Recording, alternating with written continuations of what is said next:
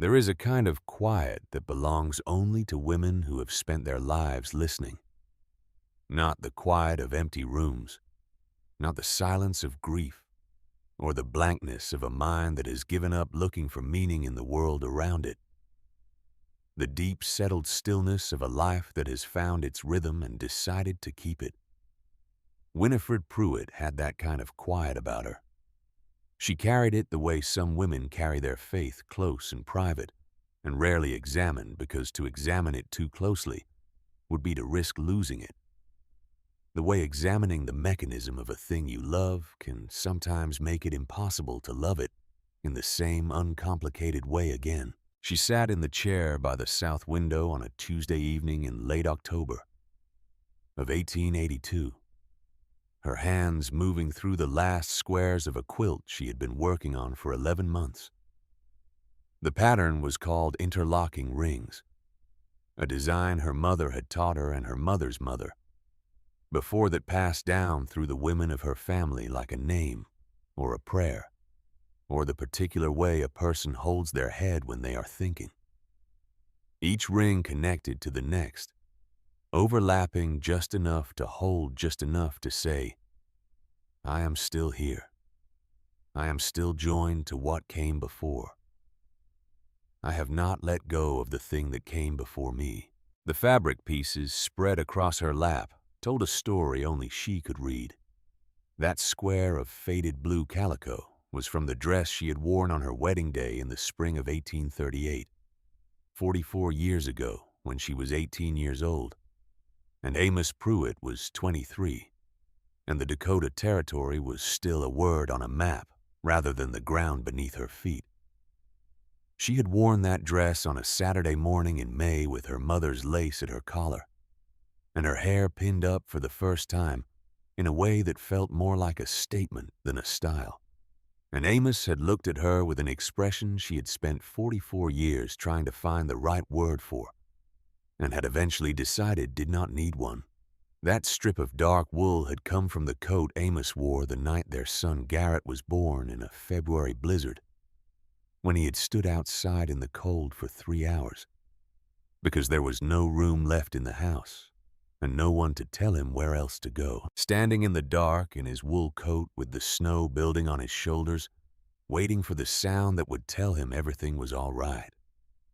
That small yellow piece, worn thin at the edges, had been cut from a curtain that hung in the kitchen window for 20 years, before it finally surrendered to the light and the handling, and Winifred had folded it into the quilt rather than let it disappear, because the curtain had been the first thing she ever made for that house, and the house deserved to keep it in some form. There was a piece of faded green gingham from a dress she had made for herself in 1856, the year they had the good harvest after 2 bad ones made it, as a small celebration of having enough again, and worn it until it was more repair than original cloth. There was a strip of brown flannel from one of Amos's shirts that had gone in every season for 12 years before it became too thin to wear and too dear to throw away. And she had cut it into the quilt because his shirts belonged in the record of their life, just as much as her dresses did. Every piece had a story. Every story had a year. The quilt was 44 years of record laid out in color and texture, the only kind of record she had ever been able to keep, the only archive that did not require ink, or the permission of clerks, or the acceptance of institutions that had never once asked her to sit down. She had thought about this sometimes late at night, when the house was still, and the fire had burned down to its embers, and the prairie outside was making its particular nighttime sound, which was less a sound than a quality of silence, a silence that had texture and dimension, and that a person who had lived close to it long enough learned to read the way a sailor reads the quality of the water beneath a hull. She had thought about the difference between her record and the records, that men kept the deeds and ledgers and legal instruments filed in offices she had never entered, documents that carried the weight of official sanction and institutional recognition, that could be produced in a room full of strangers, and understood by all of them, because the language of such documents was a shared language deliberately made comprehensible to everyone who might need to read it. Her record required a needle and thread, and the patience to sit still long enough to make the small, precise stitches that held one piece of fabric against another. Both were true. Both were real.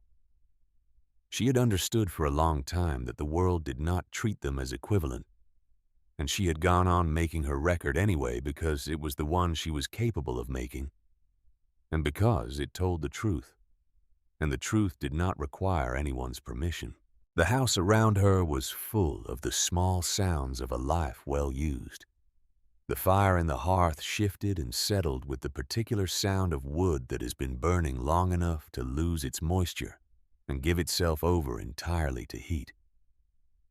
The iron pot on the stove ticked against its lid with the slow heartbeat of a broth that had been simmering since morning, the steam pushing at the edges of the lid in a rhythm so steady it had become part of the room's ordinary sound, indistinguishable from the other small sounds that together made up the auditory texture of this life.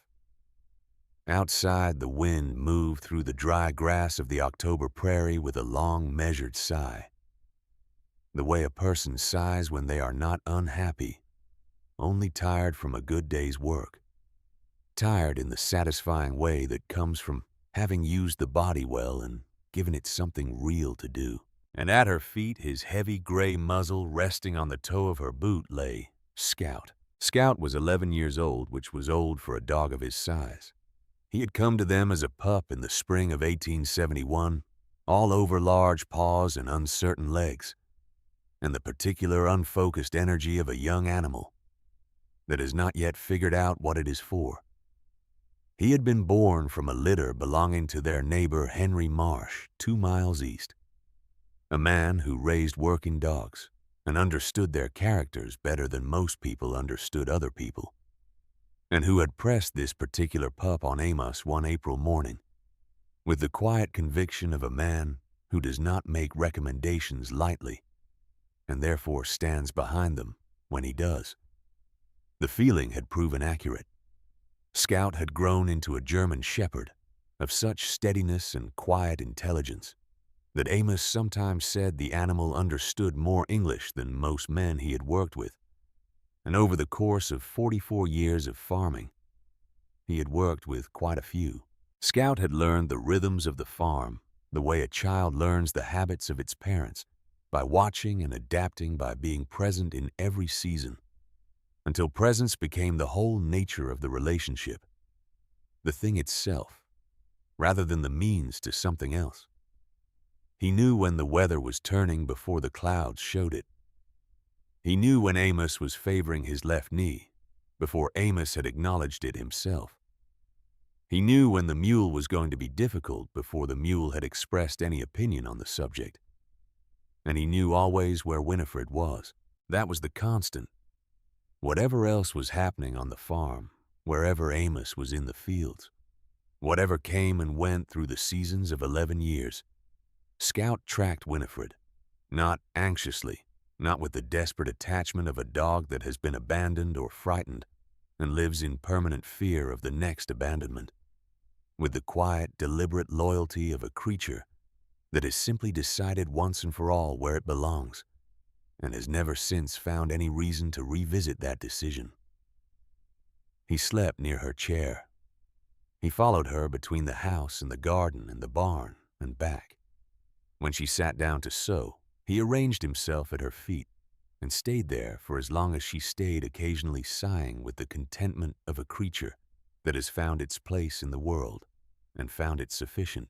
On the porch, she could hear the small sounds of Amos in his chair, the particular creak of the third board when he shifted his weight, a creak she had been meaning to fix for going on 2 years now, and that had become in the time since she stopped meaning to fix it and started simply accepting it.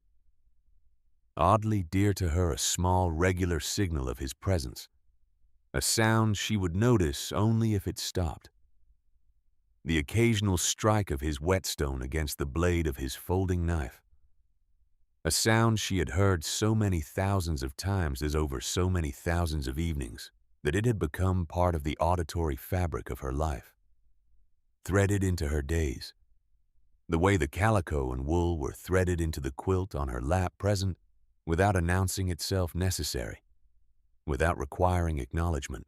Amos Pruitt was 67 years old and looked every year of it in his hands, which were extraordinary hands, mapped with scars and calluses and the deep permanent stains of decades of iron and soil hands that told the story of a life spent in contact with the physical world in a way that left its evidence in the flesh and did not apologize for it.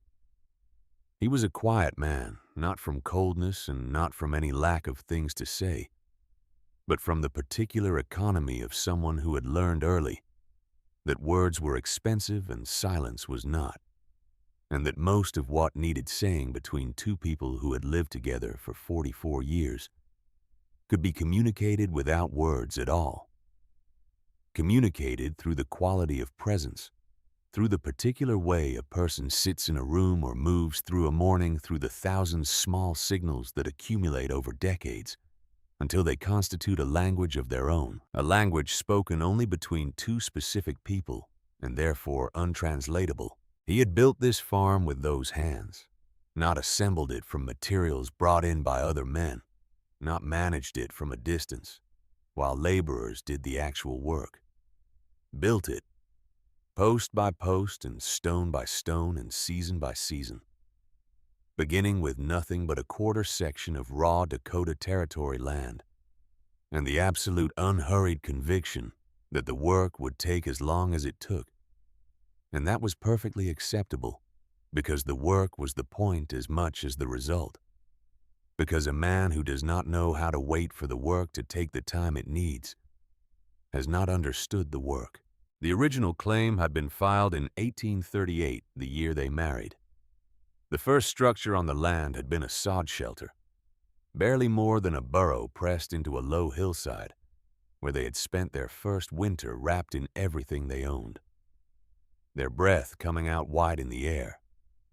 Inside the shelter on the coldest nights, the walls sweating in the warmth of their combined body heat, and the small iron stove that Amos had carried on the wagon all the way from Missouri, because he had been told about Dakota winters and had believed what he was told. By the second spring, there was a proper soddy with walls 2 feet thick, and a floor that Winifred had smoothed with her own hands, working the surface with a flat stone in concentric circles for 3 days until it was almost level. By the 5th year, there was a real house frame construction with glass windows and a plank floor and a chimney that drew so cleanly that neighbors came from a day's ride away to ask Amos how he had angled it.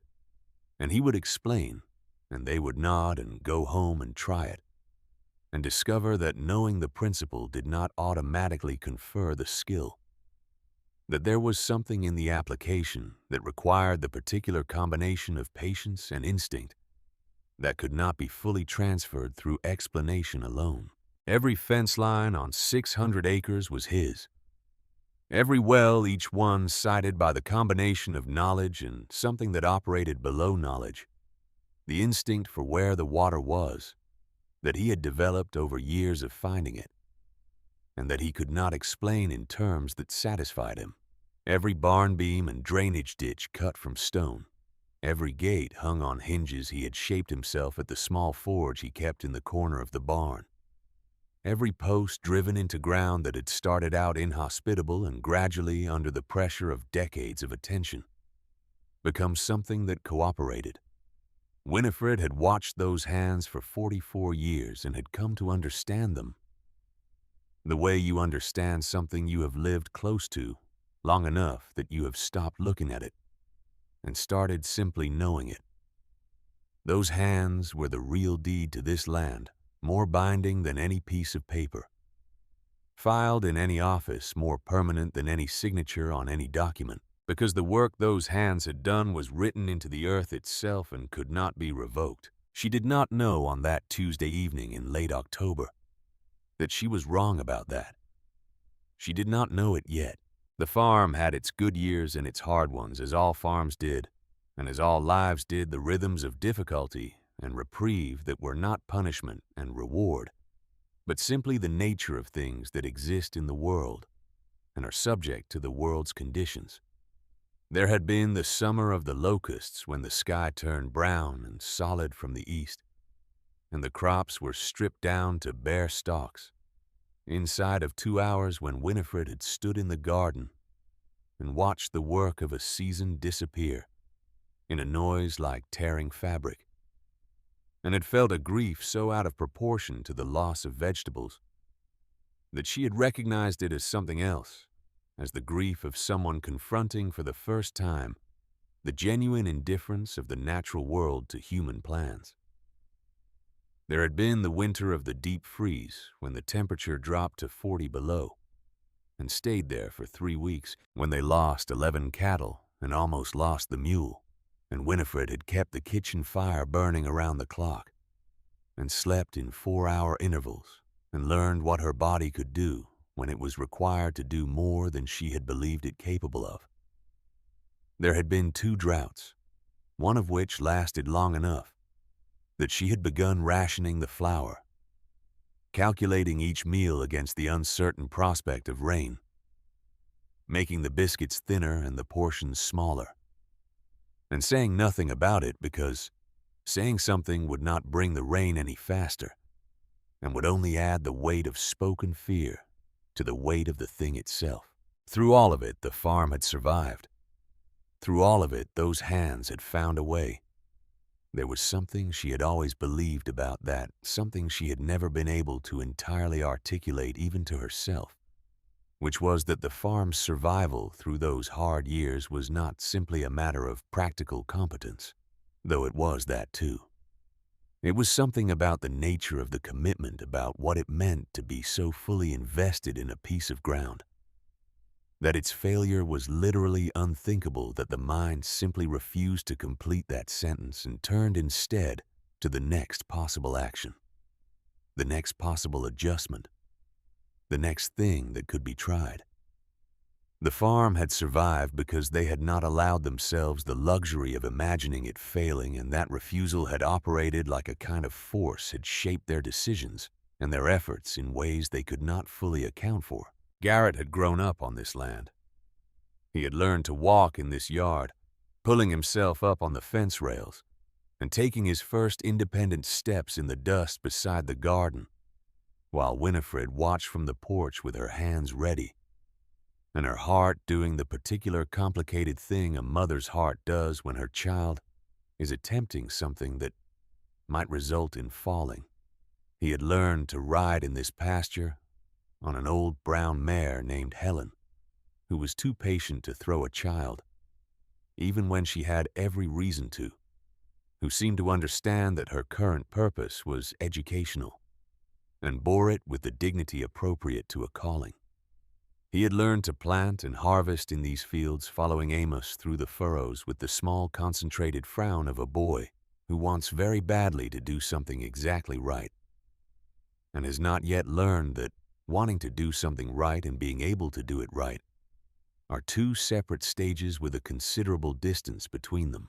He had left at 22, heading east toward the cities where he said the real opportunities were. The opportunities that the land could not provide, the kind of life that required not the patience of seasons and the willingness to be at the mercy of weather and markets, but the quickness of commerce, the ability to read what people wanted and provide it before they had finished wanting it. Over the years that followed, the visits had grown shorter and less frequent, the letters thinner and more perfunctory, the boy inside the man harder to find with each return. He had gone into the mercantile trade and done well enough by it to acquire a wife and a house in a city, and a way of speaking that had entirely replaced the voice Winifred remembered, a voice that asked her questions at the kitchen table and sang off key in the wagon on the way to Sunday services, and occasionally, in the last hour before sleep, said her name from across the darkened bedroom in a tone that was not asking for anything, only acknowledging her presence, only saying, "I know you are there, and I am glad of it." Cecily, his wife, was a woman of arrangements, of social precision, of the kind of careful speech that communicates information while simultaneously communicating the speaker's distance from anything inconvenient or messy or insufficiently organized. She had never lived on a farm and had never wanted to, as far as Winifred could tell, and her visits to the farm had always had about them a quality of endurance, a subtle patience that reminded Winifred of the way a person waits out weather that is unpleasant but not severe, managing the inconvenience without complaint, and with the quiet, private certainty that it will eventually end, and that something more comfortable lies on the other side of it. Winifred had tried in the early years to find a way through that distance. She had sent quilted pieces and jars of preserved fruit and letters that took her hours to compose, wanting to give the woman something real, and not knowing what she would find real. Most of it was received in the way that one receives objects one does not quite know what to do with, which is to say with polite acknowledgement and no particular warmth, and a subtle implication that the giver has perhaps misjudged the nature of the relationship and its appropriate modes of expression. This is the life that was whole on that Tuesday evening, whole and quiet and running in the deep channel of its own long accumulation, entirely unaware of what was coming down the road. They arrived on a Thursday 2 days later. The sky that morning had the particular gray of a sky that is deciding something, not the settled gray of steady rain, but the indeterminate gray of weather that has not yet committed to its intentions, shifting between pallors as if trying on possibilities. The light was flat, neither warm nor cold, and the wind had the dry, restless quality that comes before weather changes, never settling into a direction, testing each point of the compass and finding none of them satisfactory. Scout heard the wagon before Winifred did. He lifted his head from the floor with the quality of attention that was different from his ordinary alertness, something more considered and internal, and he turned toward the window and held himself absolutely still, his ears forward, the set of his body communicating something that she had learned over 11 years to read. Winifred set down her sewing and looked out. Garrett drove. Cecily sat beside him very straight, her coat buttoned to the throat in the manner of a person who has decided in advance to be protected from the conditions they are moving through. Her expression was that of a person traveling through a country they do not intend to stop, in a person for whom the present landscape is primarily a distance to be covered before arriving somewhere else. Winifred watched them come up the road and felt something she could not name, something that was not quite dread, because dread requires a specific object, and she did not yet have one, not quite premonition, because premonition implies knowledge, and she had none. Only a heaviness in the bones, a settling in the chest, as if her body had received information. Her mind had not yet been given, and was quietly beginning to respond to it. She put the kettle on. She straightened her apron with the automatic gesture of a woman who has been managing her response to difficult things her entire life, through the small, orderly acts of preparation. She went to the door. Garrett had grown into a broad-shouldered man with his father's jaw and none of his patience. He wore a coat that was too fine for a farm visit, a coat that announced by its quality that the man wearing it had decided certain categories of effort were beneath him, and boots that had never been near mud. Not these boots. He stepped down from the wagon and looked at the house and the yard with an expression Winifred could not immediately read, something between memory and assessment, the expression of a man who is looking at something from two different times simultaneously and finding the comparison uncomfortable. Then he looked at her. There was a moment on the porch where they might have been simply a family reuniting after too long. A moment where the ordinary rituals of return could have taken hold. The embraces and the questions about the journey and the carrying of bags to the extra room that had been Garrett's once. and that Winifred still thought of as his, even though he had not slept in it for more than a decade. It lasted perhaps 4 seconds, the space of a held breath, and in it Winifred tried to find the boy's face inside the man's and almost found it. Before Cecily stepped down from the wagon and the moment closed. They came inside. Amos had come in from the field when he saw the wagon coming up the road, and he stood in the kitchen doorway with his hat in his hands, weathered and very still, watching his son. In the way that fathers watch sons who have grown into people they no longer entirely recognize, looking for the continuity that should be there, and is there but requires searching for. Scout positioned himself near Winifred without drama, without apparent decision, as if he had simply found himself there, which was where he needed to be. Garrett did not sit down. That was the first thing Winifred noticed. She had gestured toward the chairs, had put cups on the table, had begun to move through the preparations that a host makes for guests arriving after a long journey. But Garrett stood in the center of the room with his coat still buttoned, and there was something in the way he stood centered and deliberate and holding very still, the stillness of a man who has rehearsed this moment many times and is now inside it and must not deviate from the rehearsal, or he will not get through it. That pulled the warmth directly out of the air in a way she felt physically as a cooling. He had papers in his hand. She had not noticed them at first. Now she saw them held close against his side, folded and formal, the kind of papers that come from offices and carry official weight, and do not arrive in a person's kitchen on a Thursday morning without consequence. Cecily spoke first. She had a voice that was precisely suited to the words she was about to use, temperate and controlled, the voice of someone who has decided to deliver information rather than news, who has decided that making this distinction in tone, if not in fact, is a courtesy she owes to the people she is speaking to. She said there had been a business arrangement. She said the farm property had been used as collateral for a loan that Garrett had taken out 2 years prior to expand the mercantile operation into a second location in a neighboring city. She said the business had encountered difficulties. She said the bank had called the loan. She said the bank was taking possession of its collateral. She said the farm, the house, the land, all 600 acres of it, every fence line and well and beam and stone was no longer theirs. She said there was an eviction notice. She said they had 1 week. Winifred heard all of this.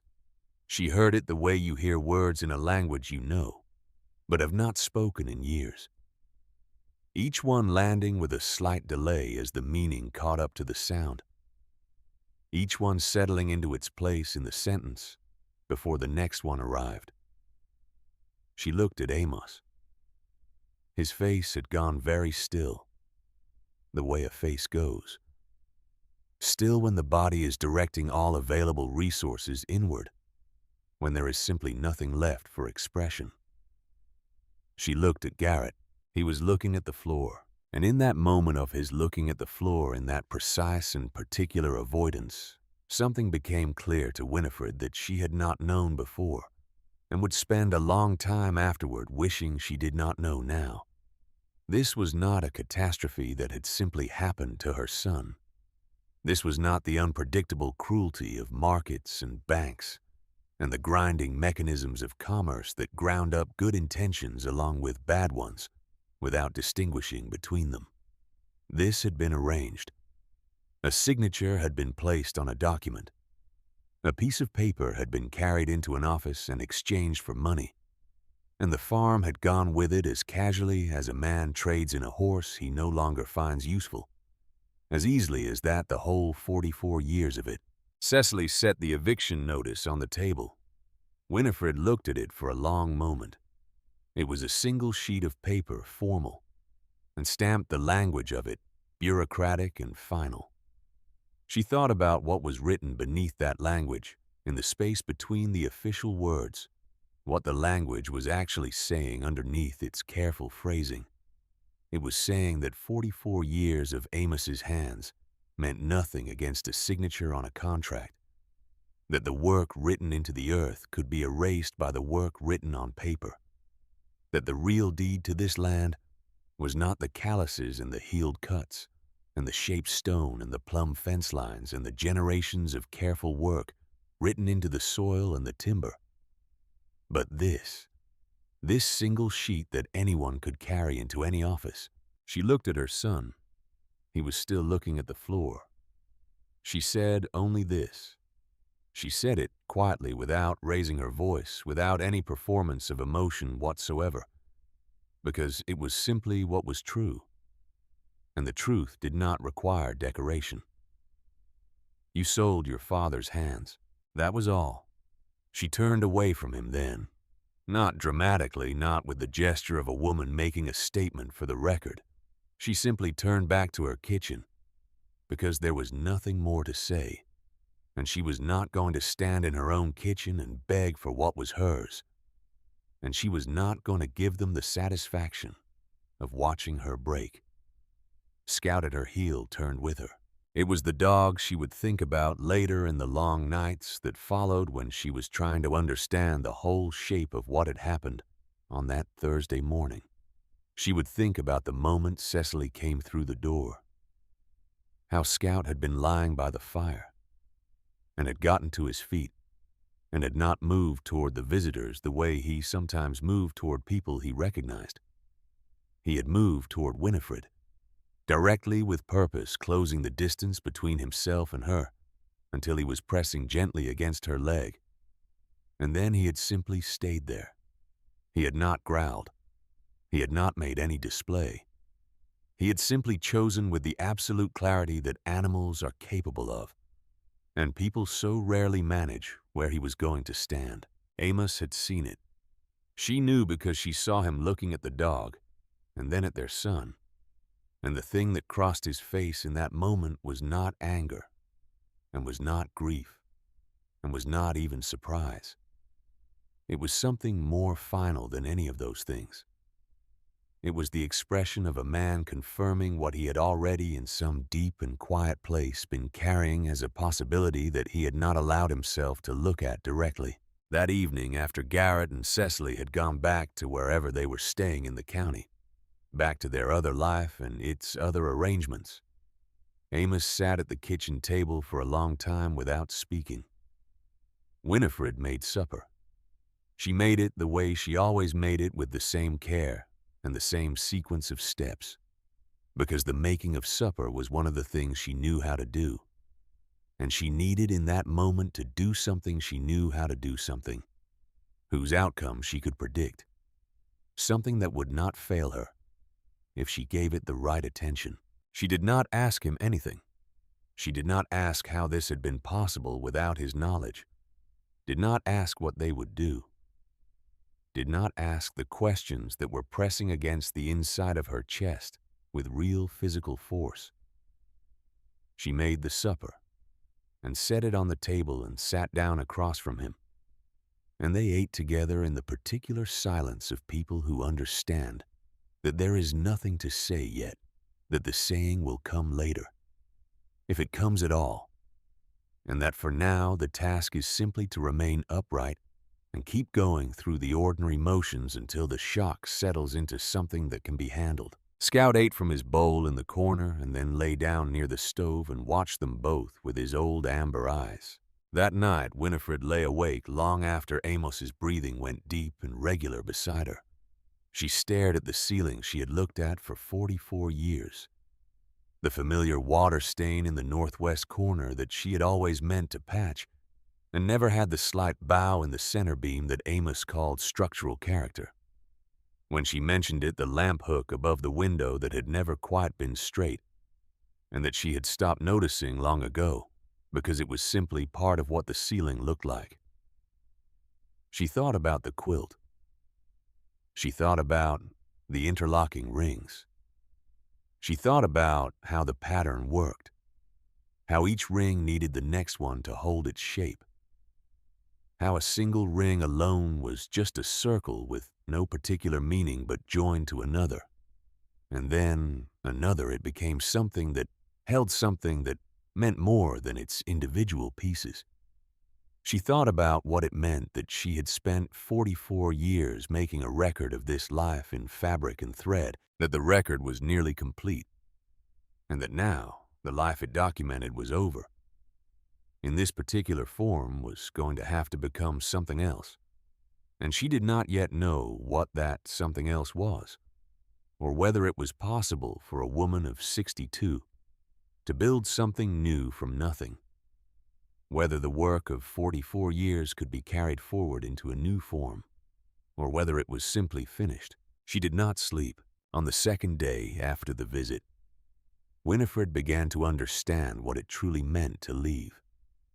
Not the practical meaning, the packing of objects and the arranging of transport, and the decisions about what could be carried and what had to be abandoned. The deeper meaning, the one that arrived when she walked through the house, looking at everything she had lived with, and tried to understand the difference between what was valuable because of its use, and what was valuable only in the context of this place, and therefore could not truly be taken anywhere, because the thing that made it valuable was the place itself, not the object. The weight of it was not in the objects. It was in what they represented in the 44 years of daily life that had accumulated around and within them, in the way a person's life soaks into the things they live with, until the two become indistinguishable, until you cannot say anymore whether the object matters because of what it is or because of what happened in its presence. She walked through the kitchen and thought about every meal made in this room, every bread baked in this oven, and every batch of preserves put up on this stove, and every holiday supper laid out on the table that Amos had made from a single plank of oak in their 3rd year on the land. She walked through the bedroom and remembered every winter night she and Amos had argued about blankets, with the comfortable irrelevance of two people who have long since stopped being in any real conflict about anything significant, and have kept the small arguments because they provide a kind of texture, a slight resistance that keeps the fabric from going too smooth. She walked through the room that had been Garrett's and stood in the doorway for a long moment, looking at the walls that still held the faint shadow marks of pictures he had taken down when he left, rectangular ghosts of the boyhood he had carried away with him, and she felt something complicated and sorrow-edged that she did not allow herself to examine for very long. On the 3rd day, Amos went out to the fields, not to work them, not anymore, not for the purposes for which he had worked them for 44 years, just to walk them. She watched him from the kitchen window, moving along the fence lines he had built over decades, his hand trailing along the top rail, the way a hand trails along a wall in a familiar hallway, not searching for anything, not looking for anything, just maintaining contact with what is there. He walked the full perimeter of the south field, and then the full perimeter of the north field, taking the long way each time, not hurrying. Then he stood for a long while at the center of the wheat field, looking at the ground, and she could not see his face from that distance, but she understood from the quality of his stillness what the standing there was for. On the 5th day, she began to pack. She was deliberate about it. Deliberate in the way of a person who has recognized that every decision she makes in the next 2 days will have consequences she cannot fully anticipate, and who has therefore decided to make each decision carefully, rather than quickly to choose what is necessary, rather than what is dear. She did not take the good china that had come from her mother's house, or the framed portraits from the front room, or the heavy iron pot that she loved, but that weighed more than she could reasonably carry into an uncertain future. She took what she needed. She took the side of bacon from the smokehouse, and a sack of flour, and the small pot that was light enough to justify. She took the medicine she had been putting by the camphor, and the dried yarrow and the tincture of willow bark for Amos's knee, and the chamomile and the small brown bottle of laudanum for genuine emergencies. She took her sewing kit, the needles and the thread and the small scissors with the handles worn smooth by 3 generations of women's hands, her mother's and her grandmother's and her own, and she took the quilt. The interlocking rings quilt was not the most practical thing to carry. It was not small and it was not light. And there were people who would have said it was precisely the kind of thing to leave behind in favor of something more useful. But Winifred folded it carefully and wrapped it in the oilcloth she kept for preserving, and packed it first before anything else because the quilt was the record of her life, and she was not going to leave her record behind. Whatever came next, whatever this life became on the other side of this, leaving the record, would come with her because the record was not about the farm or the house or the 600 acres. The record was about her, and she was going with it. On the 6th day, Amos sharpened his tools. He did it methodically, the way he did everything that required precision going through each blade, in order working the whetstone along each edge, with the practiced stroke of a man who has done this work so many times that the motion has become inseparable from thought, who thinks with his hands as well as his mind.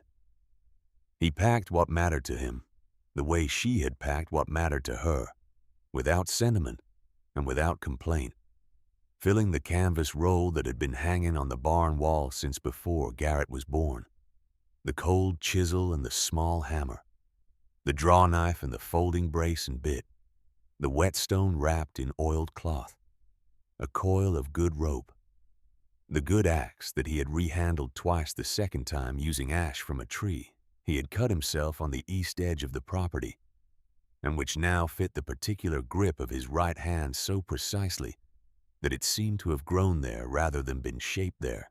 He did not look at what he was leaving. That was the way Amos managed difficult things, the things that if you looked at directly would be too large to bear. He looked at what he was taking and let the rest go. On the morning of the 7th day, the first snow came. It arrived gently as first snows do in flakes that were large and irregular, and slow falling through the still morning air, as if they had not yet committed to the enterprise. By the time Winifred had loaded the last of the provisions onto the old mule, the flakes had grown smaller and more purposeful.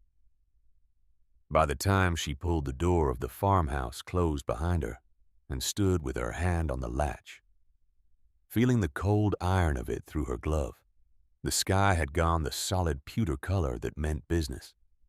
That meant the snow had made up its mind and was going to follow through. She did not go back in. She had already said what needed saying to that house in 6 days of walking through it, and saying it again would not help anything. She let her hand drop from the latch. She turned to face the road. Amos stood at the mule's head with his hat pulled low and his canvas roll lashed to the side of the wagon. Scout was already ahead of them on the road, looking back to make sure they were following his breath, making a small white cloud in the cold air, his whole bearing expressing the complicated loyalty of a creature who does not understand why they are leaving, but has made perfectly clear that wherever they are going, he is going too. They walked west.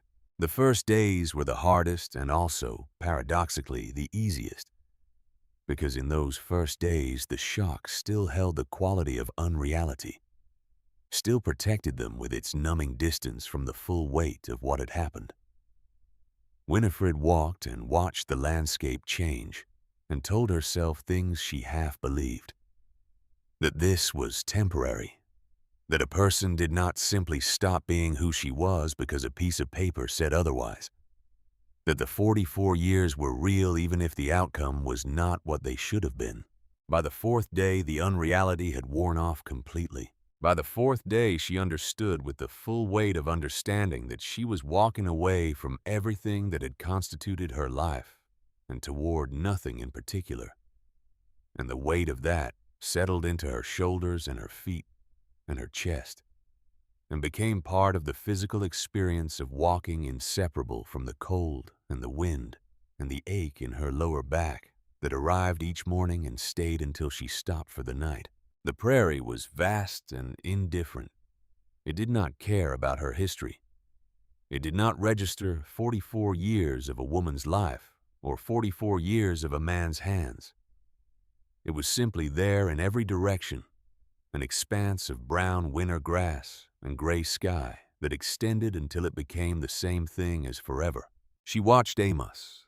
She watched him the way she had learned to watch him over decades, with a peripheral attentiveness that noted small variations in his gait and his breathing without appearing to look directly. By the second week, he was coughing, not the occasional dry cough of a man walking in cold air. A deeper sound, a sound that settled in the chest and came from somewhere serious. She gave him the willow bark at night and said nothing about what she was thinking, because saying it would not help and might frighten him, and she needed him steady. By the third week, the cough had real weight to it. By the third week, she was the one making the decisions about where to stop and where to go, reading the land the way Amos had taught her over the years, looking for the leeward side of rock formations and the shallow depressions that could be turned into something like shelter. He guided her when she needed guidance, offering the judgment of a lifetime. But the deciding had shifted. She felt it and did not comment on it. Then the blizzard came. It arrived in the night, a wind that changed from cold to violent in the space of an hour. By morning, the world had been replaced by a white and horizontal assault that reduced visibility to the length of her arm. They had found a modest shelter behind a rock outcropping the evening before, and huddled together with Scout pressed against them, and the mule turned sideways to the storm. The cold was not merely a temperature, but a presence, something with intention and persistence, something that worked at the edges of endurance without urgency, because it had all the time in the world. They stayed there for 3 days. On the second day, Winifred held Amos's hand inside her coat to warm it, and listened to his breathing and thought about everything she was not going to let herself think about. On the third day, she inventoried what they had left to eat and did the arithmetic and did not share the results with him. When the storm broke on the fourth morning, the world was a blinding white expanse under a pale sky that held the particular clarity that comes after great violence. She stood up from under the canvas and looked around. They were at the base of a jagged rock formation, an upheaval of pale sedimentary stone that rose above the prairie floor, its surface cut with shadows and ledges, and the irregular texture of centuries of freeze and thaw. The mule was alive. Scout was alive, shaking snow from his coat with systematic efficiency. Amos was alive, but when he stood, he swayed slightly, and she put her hand against his arm without making anything of it. She looked up at the rock face. She could not have said afterward what drew her eye to that particular section of stone, to that specific place halfway up the slope where the light fell differently. She watched it for a long moment. The shadows cast by the climbing sun were moving across the entire face of the rock. Every shadow shifted with the light. Every shadow but one. That one stayed exactly where it was dark and still and precisely edged, as if it were not a shadow at all but an opening, a place where the stone had parted. And the darkness beyond it was its own thing, entirely independent of the light that created and moved all other shadows. Her heart did something complicated in her chest, something that was not quite hope, because hope felt like too large a word for what she had left to spend on uncertainty, something that occupied the same territory as hope, that leaned in the same direction. She turned to look at Amos and found him already watching her face. She said it quietly, keeping her voice level, pointing at the stillness in the rock. She said, "Only look there, Amos, look there." The slope between them and that stillness in the rock was not kind.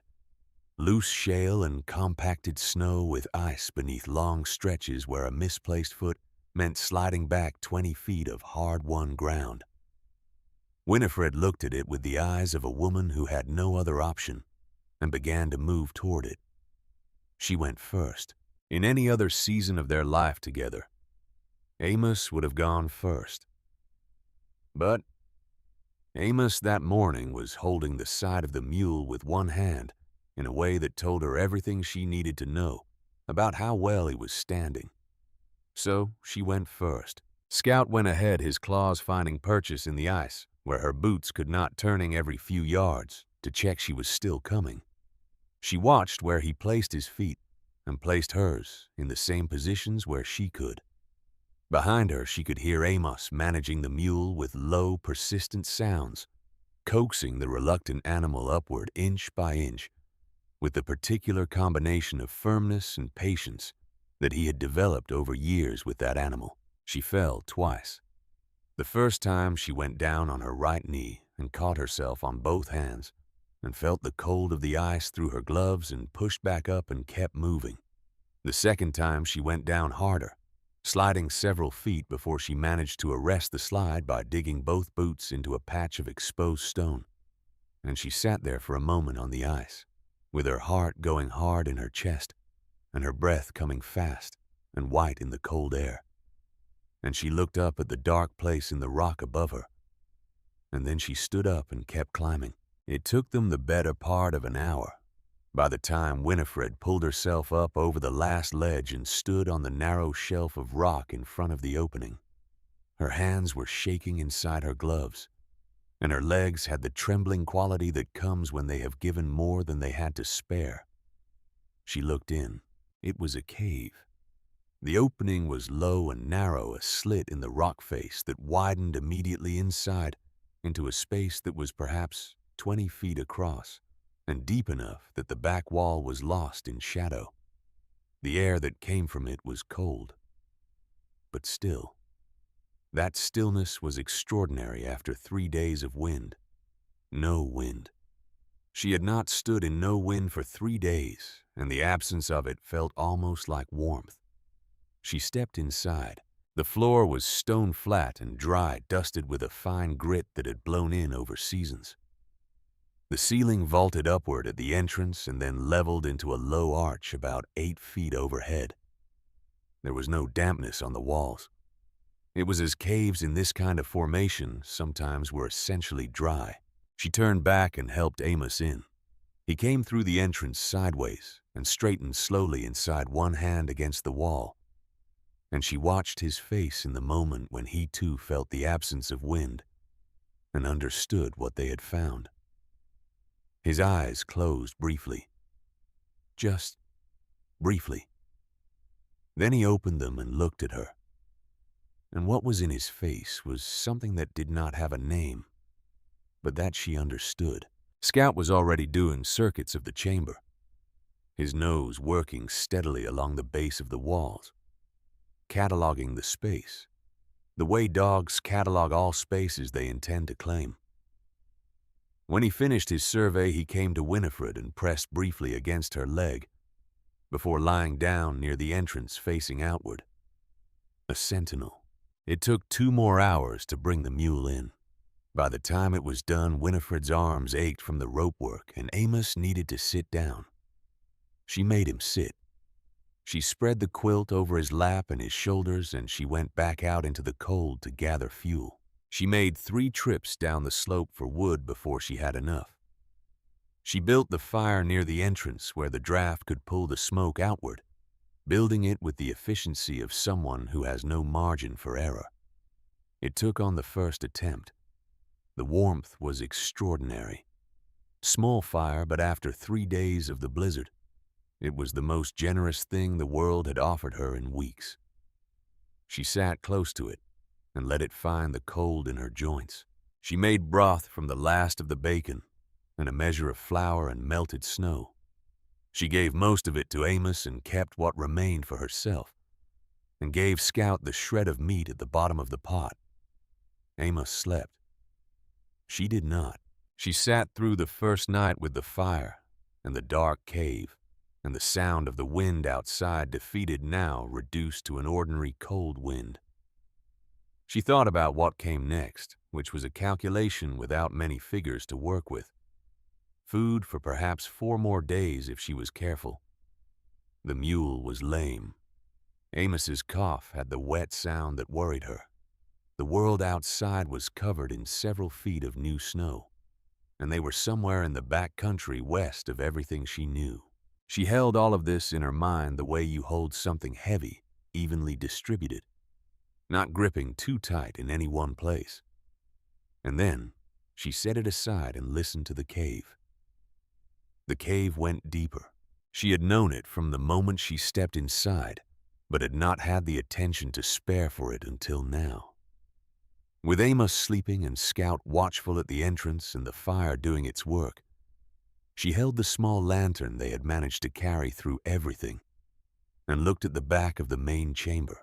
There was an opening there, low, narrower than the entrance, a place where the stone had cracked and separated just enough for a person to press through.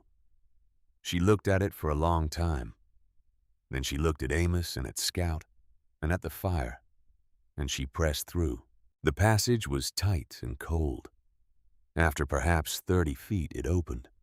She stepped into a second chamber, smaller than the first, nearly circular, its walls curving smoothly as if some long-ago water had worn them that way over centuries of patient movement. She held up the lantern.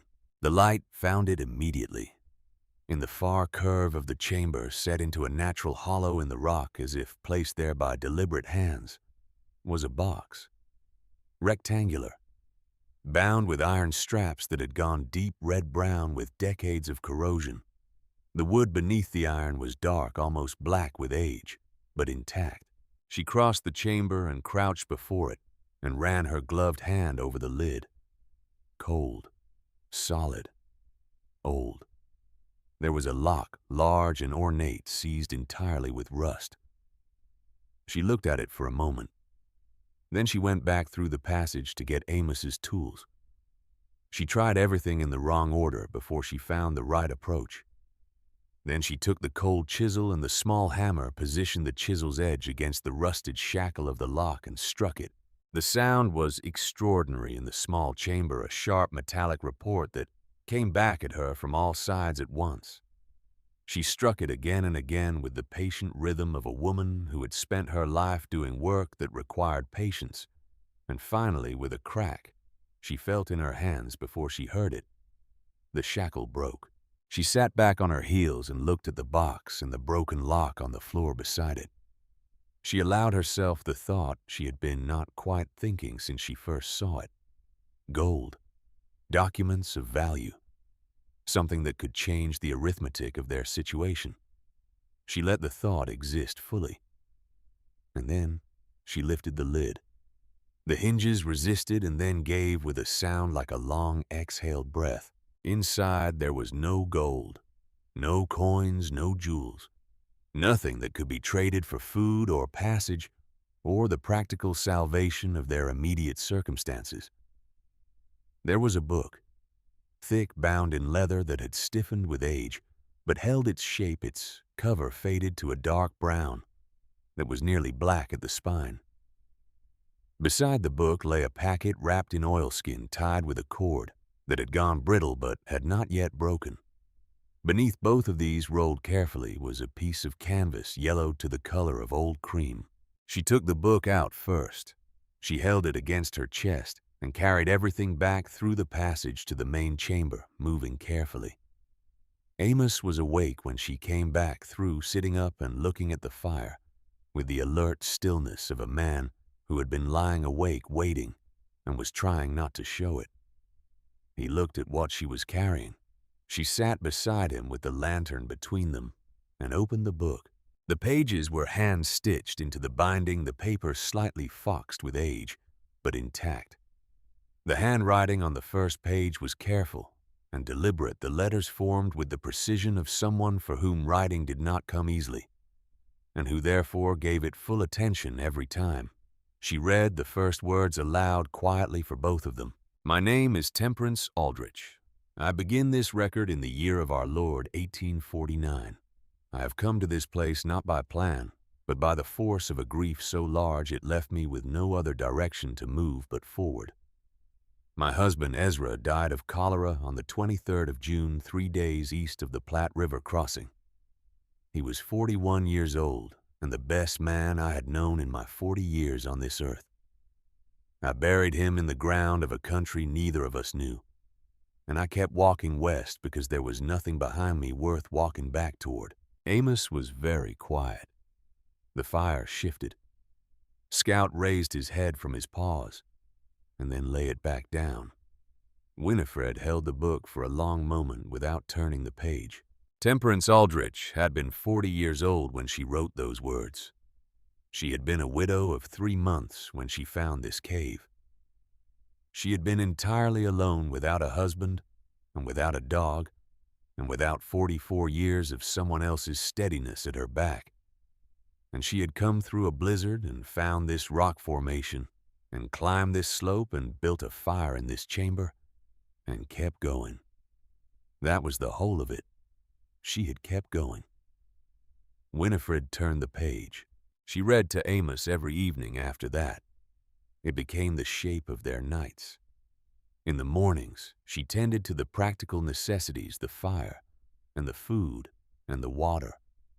In the days, she went out into the aftermath of the storm, exploring the landscape around the cave as the snow settled and the world became navigable again. And in the evenings, she read. Temperance's voice mediated through the faded ink, and the movement of Winifred's own voice in the firelit cave filled the space each night with a presence that was particular and alive. She had been a precise observer. She wrote about the cave and its qualities, the dryness, the consistent temperature, the way sound behaved inside it. She wrote about a spring she had found below the formation, running clear and consistent even in the depths of winter. She wrote about the edible roots on the south-facing slopes. She wrote about loneliness and about the way loneliness, when you were busy enough, gradually became something more like solitude, and then something more like company. The company of your own mind when you were finally forced to spend enough time alone with it to discover what it actually contained.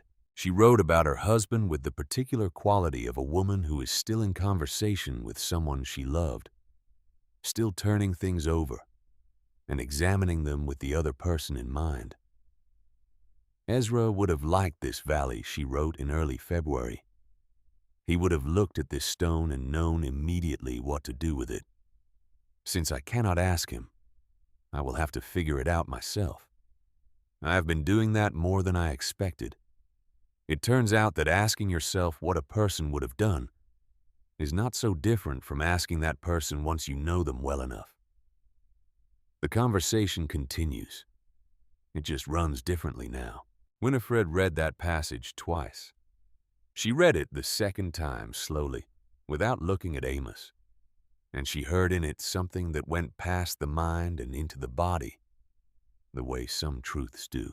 She was reading about herself, not in the details, but in the essential thing in the experience of a woman who had had everything that structured her life removed at once, and who had discovered in the absence of all that structure that she was still herself, that she continued to have opinions and observations and the capacity to act on them, that the self did not require the context to survive the context removal. She had not known that about herself before. She had lived in that context for so long that she had not thought to wonder whether she existed apart from it.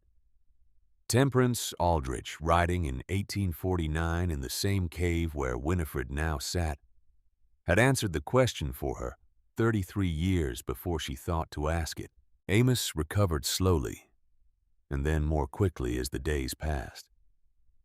His lungs began to clear in the dry cave air, the wet sound going out of his cough by degrees.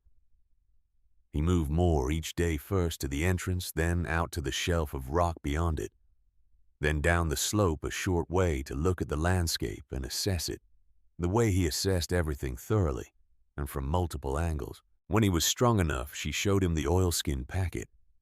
They opened it together by the light of the lantern. Inside, nested in a bed of dried moss that had kept them protected from moisture and temperature for 3 decades, were seeds. Corn seeds, firm and dry, each one still carrying the deep yellow of the original kernel. Beans, dark and smooth with the particular density of seeds that have been carefully dried and stored. And squash seeds, flat and pale, wrapped separately in a smaller piece of oilskin, within the larger packet, their edges clean and whole. She held a corn kernel in her palm and looked at it. It was 33 years old, and it was, she believed, still viable because the storage had been nearly perfect. The cave's consistent cold and dryness having done exactly what a good root cellar was meant to do. She showed him the canvas map. It was hand-drawn with the careful precision of a woman who understood that the map might need to be read by someone else someday. The rock formation was depicted clearly. The cave entrance marked and oriented relative to the morning sun. The creek at the base of the hills was shown with its bends and banks. Marked on the map in the same deliberate hand as the journal was a small square, not far from the base of the formation, with the words "My Claim" written beside it. And below the formation, down the slope and through a stand of brush, was a symbol for a spring. They found the spring 2 days later. It was Winifred who found it, following the map, with the journal open in her hands, cross-referencing Temperance's written descriptions with the terrain as she moved through it. The spring was exactly where the map said it would be, emerging from a cluster of rocks, with a consistency and clarity that spoke of a deep source. Even in the dead of winter, even with the snow still thick in the hollows, it ran. A thin, bright thread of water over pale stone, cold enough to ache in the hands. She stood there for a long time with the cold water running over her fingers. It did not stop. It did not diminish. It ran the way deep springs run, without urgency, without fluctuation. She had not gone looking for what she found next. She was moving back toward the cave by a different path, when her foot came down on something that was not quite the solid resistance of bedrock, and not quite the yielding give of snow over ordinary earth. She stopped. She crouched down and brushed the snow away with her gloved hands. Stone, carefully shaped, carefully placed. She kept brushing. The stone revealed itself in courses, one layer and then another. The blocks fitted together without mortar, in the dry stone manner, each one set against the next, with deliberate care for the angles and the contact points. The wall was only a few feet high, abandoned before it reached any useful height. But the foundation, it described the outline of a small structure, pressed against the south face of the rock formation, with the cliff itself as the back wall, was clear and purposeful and real. Temperance had built this. The journal described it. She had been reading about it for 2 weeks, without knowing she was reading about a structure she would one day be able to touch. "I have begun a wall," Temperance had written, using the stone from the slope. "My plan is a small house, 1 room with the cliff for the back wall. I work on it each day for as long as the light allows. The stones must be fitted carefully. I have learned that a wall built wrong will not stand, and a wall built right needs nothing to hold it together but its own weight and the correctness of the angles." Winifred stood at the remains of that wall for a long time. She looked at the stones, each one chosen and placed 33 years ago by a woman who was 40 years old and alone, and had just buried her husband in a country that did not know her name. The stones had stayed through 33 Dakota winters, without mortar, without anything holding them but their own weight and the correctness of the angles. She reached down and picked up a stone from the rubble at the edge of the foundation. It fit in her hand with a particularity that she noticed, a weight and a shape that suited the grip. She did not say anything out loud. She simply held the stone and looked at what Temperance had left, and then she walked back to the cave. Amos came to see it the next day. He stood where she had stood and looked at what she showed him, and did not speak for a long time. He walked the outline of the foundation, running his boot along the buried edge of it. He crouched and examined the fitted stones, pressing his palm flat against the face of the wall and feeling along the joints. He was quiet on the way back to the cave. That evening he asked her if she thought the seeds would germinate. She said she thought they might. She said the storage conditions had been very good. He looked at the fire for a while. Then he said they would need more stone from the slope if she was going to build the walls up to a useful height. He said there was plenty of good flat stone on the lower section of the formation. He said the spring could water a garden if she cut a channel in the right place. She looked at him. He was looking at the fire.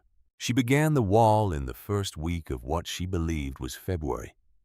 She began at the foundation Temperance had laid, clearing the snow from the existing courses and examining each stone individually, removing the ones that had shifted or cracked over the decades. The work was slow and cold and required more thought than she had expected. Each stone had to be carried down from the slope and examined for shape and weight. Amos described the principles to her as she worked the importance of staggering the joints, the need to angle each stone slightly inward, so the wall's weight pressed toward the center the way the courses needed to interlock so that no single stone was carrying a load it could not distribute to its neighbors. She listened to everything he told her. She worked steadily hour after hour, her hands learning the weight and temperature of the local stone until she could assess a piece almost without looking at it. Her hands were becoming educated in a way that was entirely new. The first wall section she built fell on the fourth day. She heard it from inside the cave, a low, sliding sound followed by the irregular percussion of stone on stone. She came out and stood in front of the section she had spent 4 days building and looked at the rubble. She could see why it had fallen. She had placed a stone that was slightly too narrow on its bearing face, and the load above it had slowly walked it out of position until the whole section above it lost its support. She did not say anything. She sat down on the cold ground with her back against the cliff face and looked at what she had lost, and felt the tiredness that comes not from the body alone, but from the accumulated weight of months of difficulty. The kind of tiredness that asks quietly whether the effort is worth continuing. Scout came and sat beside her. He pressed his warm flank against her leg and looked at the fallen wall with the same steady attention. He gave everything. And after a moment he looked up at her face and held her gaze in that way he had, that communicated something that did not have a name in language, but was unmistakably real. That evening she read from the journal again. She read slowly, going back over sections she had already read, looking for something she had perhaps moved past too quickly. She found it in an entry Temperance had dated the middle of March of 1850. Temperance had been struggling with the same problem, the way the stones shifted and settled in ways she had not predicted, and she had written about a man she had encountered in October of the previous year, before the winter set in, an old man traveling east with a party of traders. He had worked many years on fishing vessels out of the eastern ports and had spent time on the northern islands, the cold, rocky islands far out in the gray northern sea, where the people had been building stone walls without mortar since long before anyone now living had been born. He told her what the islanders told their children about the work. He said the secret was not skill and not strength. The secret was listening. You had to hold the stone and turn it slowly in your hands and wait for the moment when it stopped resisting, when it found its relationship to its own weight and to the surfaces around it. And in that moment of finding, you could feel it settle, a small and definitive shift in the pressure against your palms. That was when you placed it. The stone will tell you when it is ready, he had said. You cannot make it ready any sooner than it is. Winifred read that passage twice. Then she set the journal down and sat with it in the firelight for a long time.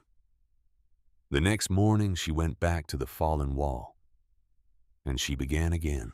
She worked more slowly this time against everything in her that wanted to make up for lost time.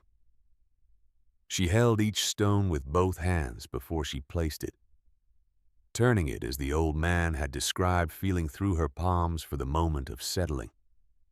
Most stones did not have it in the first position. She turned them until something shifted, a small and definite subsidence in the resistance, a sense of the stone arriving at a geometry it recognized. And then she placed it. The wall rose. It rose over 3 days, and then 4 more, and then over a week of days that began to carry the first suggestion of warming, that slight softening in the afternoon air. That means spring has begun to exist as a possibility on the far edge of things. The wall rose without mortar, without anything holding it together except its own weight, arranged correctly, and it did not fall. On the morning she laid the last stone on the section she was working and stepped back. Amos came to stand beside her. He put his hand against the top course and pressed. The wall did not move.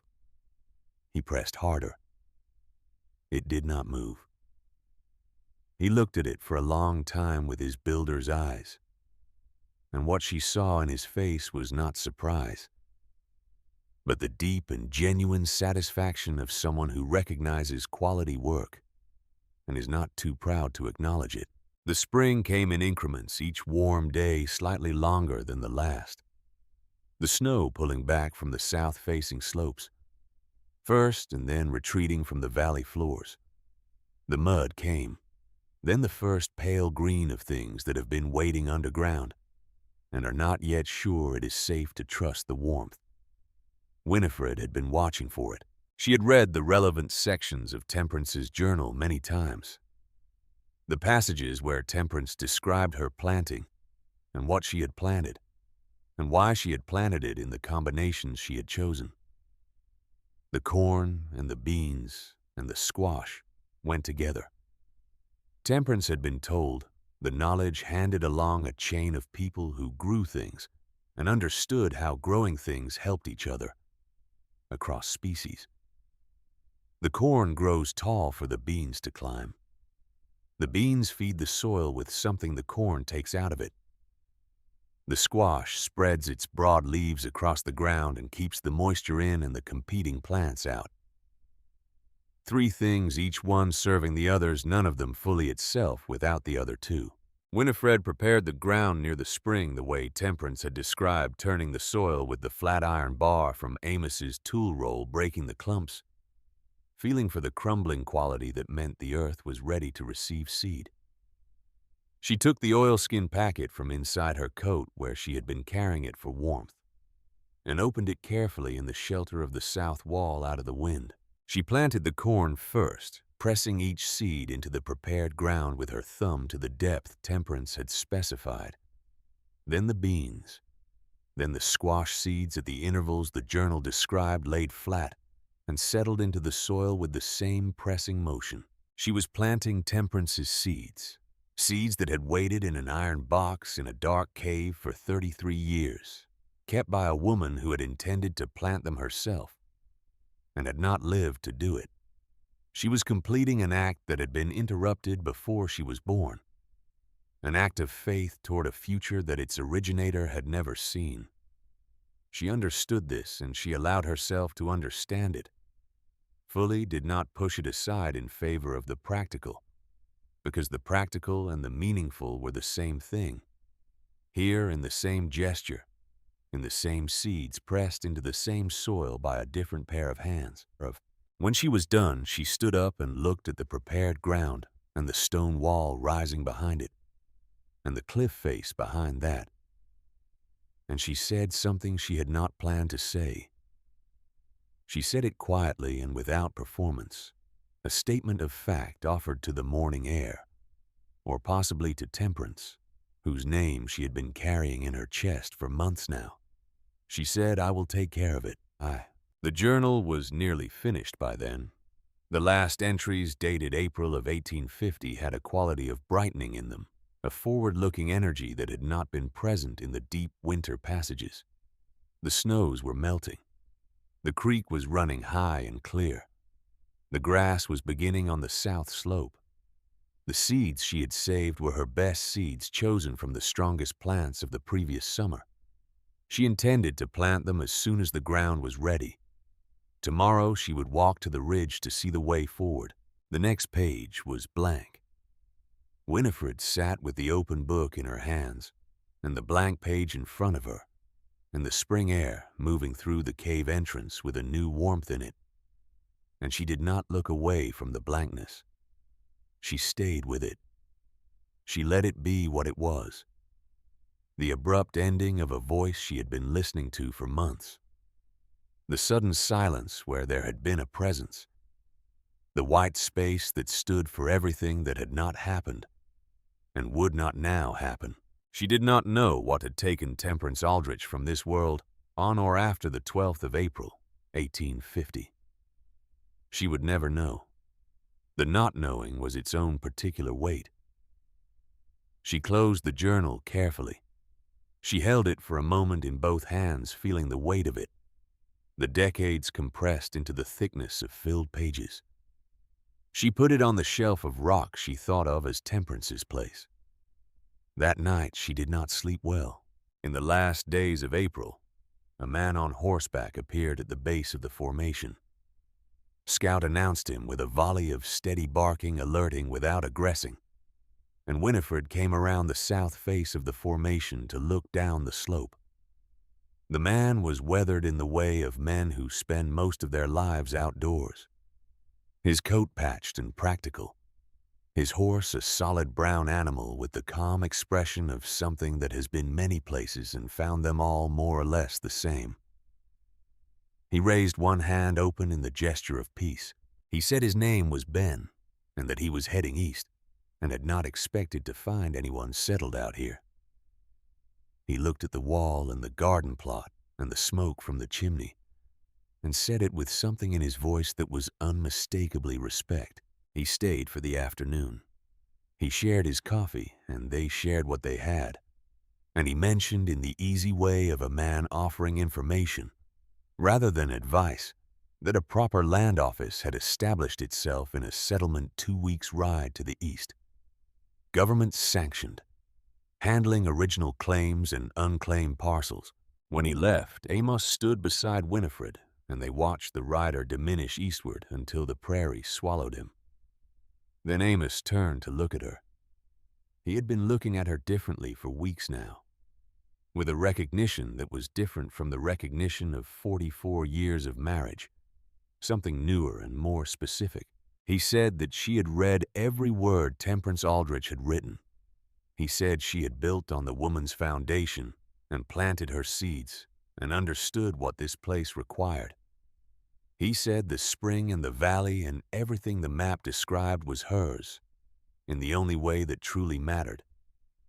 He said that land belongs to you, Winnie. Go claim it. The house took shape the way all true things take shape, not all at once, but in increments so gradual that each individual day's progress seemed almost nothing, and the accumulated progress of many days seemed like something close to a miracle. Winifred had learned this about building from watching Amos build over the course of their long life together. That the work did not announce itself, that it had days of steady effort laid against other days of steady effort. Until one morning you stood back and what was there was recognizably a thing.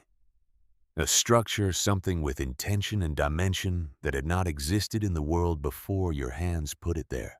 The stone came from the slope in loads that she carried herself, picking through the loose material on the lower section of the formation for pieces that split clean along their natural planes, pieces that offered the flat-bearing faces that the courses of a wall required. Amos had been right about the slope material. It was good stone, the kind of sedimentary rock that cleaved predictably when you knew how to read the grain of it, and she had been learning to read it for weeks now. learning to see in a raw piece of hillside rubble the flat-faced block waiting inside it. She carried stone in the canvas sling she had fashioned from a piece of the wagon cover. Repetitive work and heavy work, and exactly the kind of work that her body had been doing in various forms for 62 years. The work of someone who had never had the luxury of not lifting things, and whose body therefore knew what to do with effort even when her mind was elsewhere. Her mind was often elsewhere while her hands were at the stone. She thought about the specific physical qualities of the farm, the way the light came through the east window of the kitchen in the early morning, and traveled across the floor in a long diagonal stripe. She thought about the smell of the root cellar in October. She thought about the floorboards that Amos had worn smooth over decades of the same walking paths, and how the smoothness was not damage, but record, not deterioration, but document. She thought about these things, and then she picked up the next stone and carried it down the slope. Amos worked alongside her, as his strength allowed. There were days when he could do. The heavier work could help her raise the upper courses of the wall and set the beam that would carry the roof. And on those days, they worked in the comfortable parallel of two people whose bodies have learned each other over a lifetime, each one knowing without being told when the other needed a hand and when they needed space. There were other days when the cold settled back into his lungs and he moved more carefully. And on those days, he directed, and she did the physical work. The directing was its own form of labor, the labor of a man who knew exactly what needed to be done and had to trust someone else to do it, which was a harder thing for him than the physical work had ever been. The roof frame went up on a morning in early May when the air had finally softened enough that working in it was not a contest with the cold. She worked the frame with the careful precision of someone who does not have experience to be instinctive about it, but has the attention to make up for what instinct provides. She used the wagon wood for the frame the seasoned planks dismantled in the cave's first weeks. Not much wood, but Amos showed her how to make it enough, using the cliff face as the back wall and letting the cave entrance serve as a natural covered porch so that the structure needed only 3 walls and a proper roof. The canvas from the wagon served as a temporary covering while she cut and gathered the brush and sod that would make the final weatherproof layer. She did it in sections, pressing the sod tight against itself, the way she had seen Amos do it on the original soddy 44 years ago in the first winter of their marriage when she had been 18 years old and the world had still been entirely in front of them. She thought about that girl working beside that young man on their first soddy, and she thought about herself now working at 62 on this cave house in this different place. And she did not feel the distance between those two people as loss. She felt it as depth, as the accumulation of everything that had happened in between all the seasons and all the work and all the grief and all the ordinary days that looked like nothing and added up to everything. The house was finished on a morning in late May. She knew it was finished the way you know, when any work is finished. Not because there was nothing left to improve, but because the improvements that remained were the kind that belonged to living in a place rather than building it. The walls were solid. The roof shed water when the spring rains came. The chimney that Amos had designed and she had built drew cleanly. And the warmth it produced in the single room was the deep settled warmth of stone that has absorbed heat and holds it long after the fire has been banked for the night. She stood outside in the morning light and looked at what existed now that had not existed before her hands made it. It was not the farmhouse. It was not large. It had 1 room and 1 chimney and walls built by a 62-year-old woman who had never built walls before. And if you looked at it with the critical eye of a craftsman, you could find the places where the learning showed the slight irregularities in the courses. The corner where the joining was not quite what a master would have made it, but it was plumb. Amos had checked it twice, and it was plumb, and the foundations were solid, and the roof did not leak. And what it fundamentally and irrevocably was a home. Scout walked the perimeter with the thoroughness of a dog conducting an official inspection, his nose working the base of each wall in sequence. And when he had completed the circuit, he sat down in front of the south-facing entrance and looked at her with his old amber eyes, and she understood this to be approval. The corn was already showing by the time the roof was complete, the first small shoots pushing through the turned earth near the spring, with a determination that seemed out of proportion to their size. A reminder that growing things carry within them a force that has nothing to do with the scale of what is visible. The beans were slower, and then suddenly present. The squash had sent out its broad exploratory leaves across the ground in the extravagant way that squash plants have, as if perpetually surprised to find themselves alive and making the most of it. The seeds were 33 years old, and they were growing. She had not allowed herself to be entirely certain they would, and now they were, and the thing she felt was not quite triumph, and not quite gratitude, but something in the territory of both a deep settling in the chest that had the quality of a question answered. She watched the garden the way she had watched gardens her whole life, with the particular blend of attention and superstition that growing things inspire in the people who tend them. She made small adjustments to the irrigation channel she had cut from the spring. She watched for the signs that Temperance's journal had taught her to watch for. On the day she decided to go, the light was clear, and the air had the crystalline quality of a Dakota morning in late May, when the sky is entirely empty of cloud. She told Amos at breakfast, stating it as information rather than a plan that required discussion, because she had already discussed it with herself over many nights, and the decision was made. She was going to the land office. She was going alone. She was going to carry Temperance's map and Temperance's journal, and she was going to claim the quarter section of land that contained the spring and the cave and the house she had built and the garden she had planted, because Temperance Aldrich had filed a claim on this ground in 1849 and had mapped it and had it witnessed and had intended to record it and had not lived to do that last step. And that step was the one that Winifred was going to take. Amos looked at her across the table with the expression she had come to know over the previous months. Not quite pride, because pride implied a distance between the one who feels it and the one it is felt for, and there was no distance between them. Something closer to recognition. He said he would be here when she got back. He said Scout would keep him honest. She saw in his face that he meant it, and that it cost him something, and that he was paying the cost without complaint, because he understood that this particular thing was hers to do. The journey east took 11 days rather than 2 weeks, because she traveled alone and on the mule and without a loaded wagon, and the mule, freed of the weight it had been carrying for months, moved with more willingness than she had seen from it in years. She traveled in the early morning hours and the late afternoon hours, and rested in the hottest part of the day, giving the body the rhythm it wanted rather than the rhythm she wanted to impose on it. She had learned on the journey west that the body did better when treated as a partner rather than a vehicle. She traveled alone, and it was not a frightening thing. She had been alone in one sense or another for most of the past months. Had been alone with her decisions and her building, and her reading of the journal had discovered in that aloneness that she was company enough for herself. When she stopped waiting for the aloneness to resolve into something more familiar.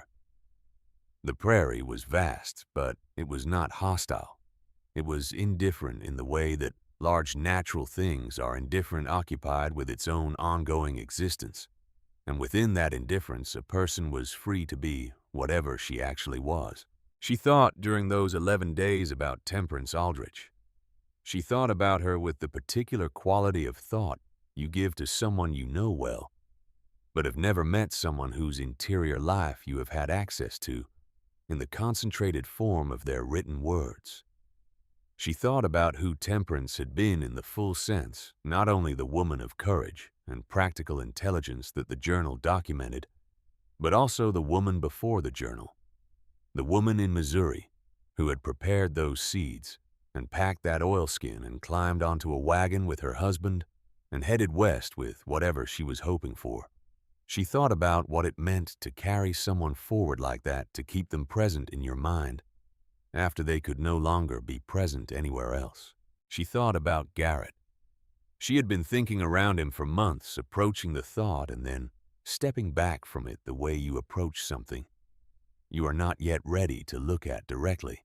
On the open prairie, with 11 days of riding ahead of her, and nothing to distract her from her own interior, she let herself think about him directly.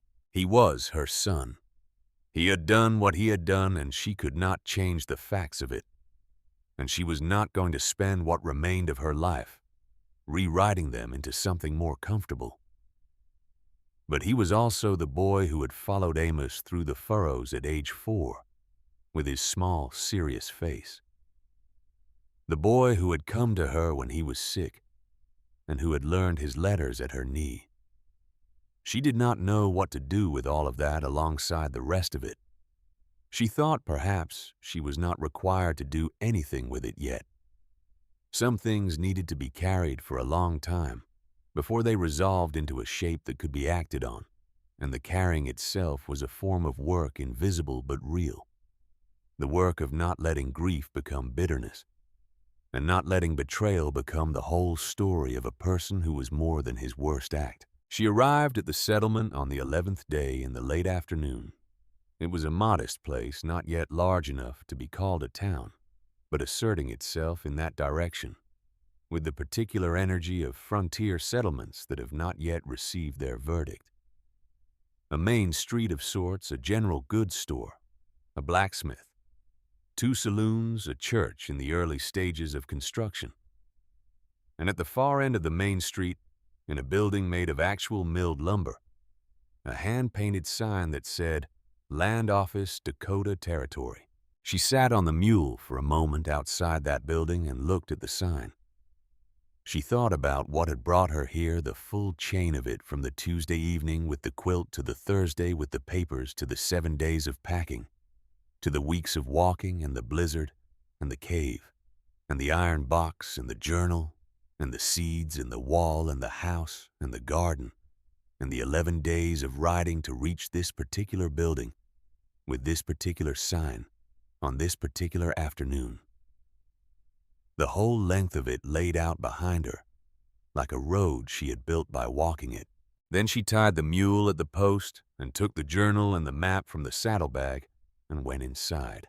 The man behind the counter was perhaps 40 years old, with the particular manner of a government official in a small office in a remote place, combining the bureaucratic precision of someone who understands that paperwork is the substance of his authority, with the underlying wariness of someone who has been presented with every variety of irregular claim that the settlement of a territory can produce.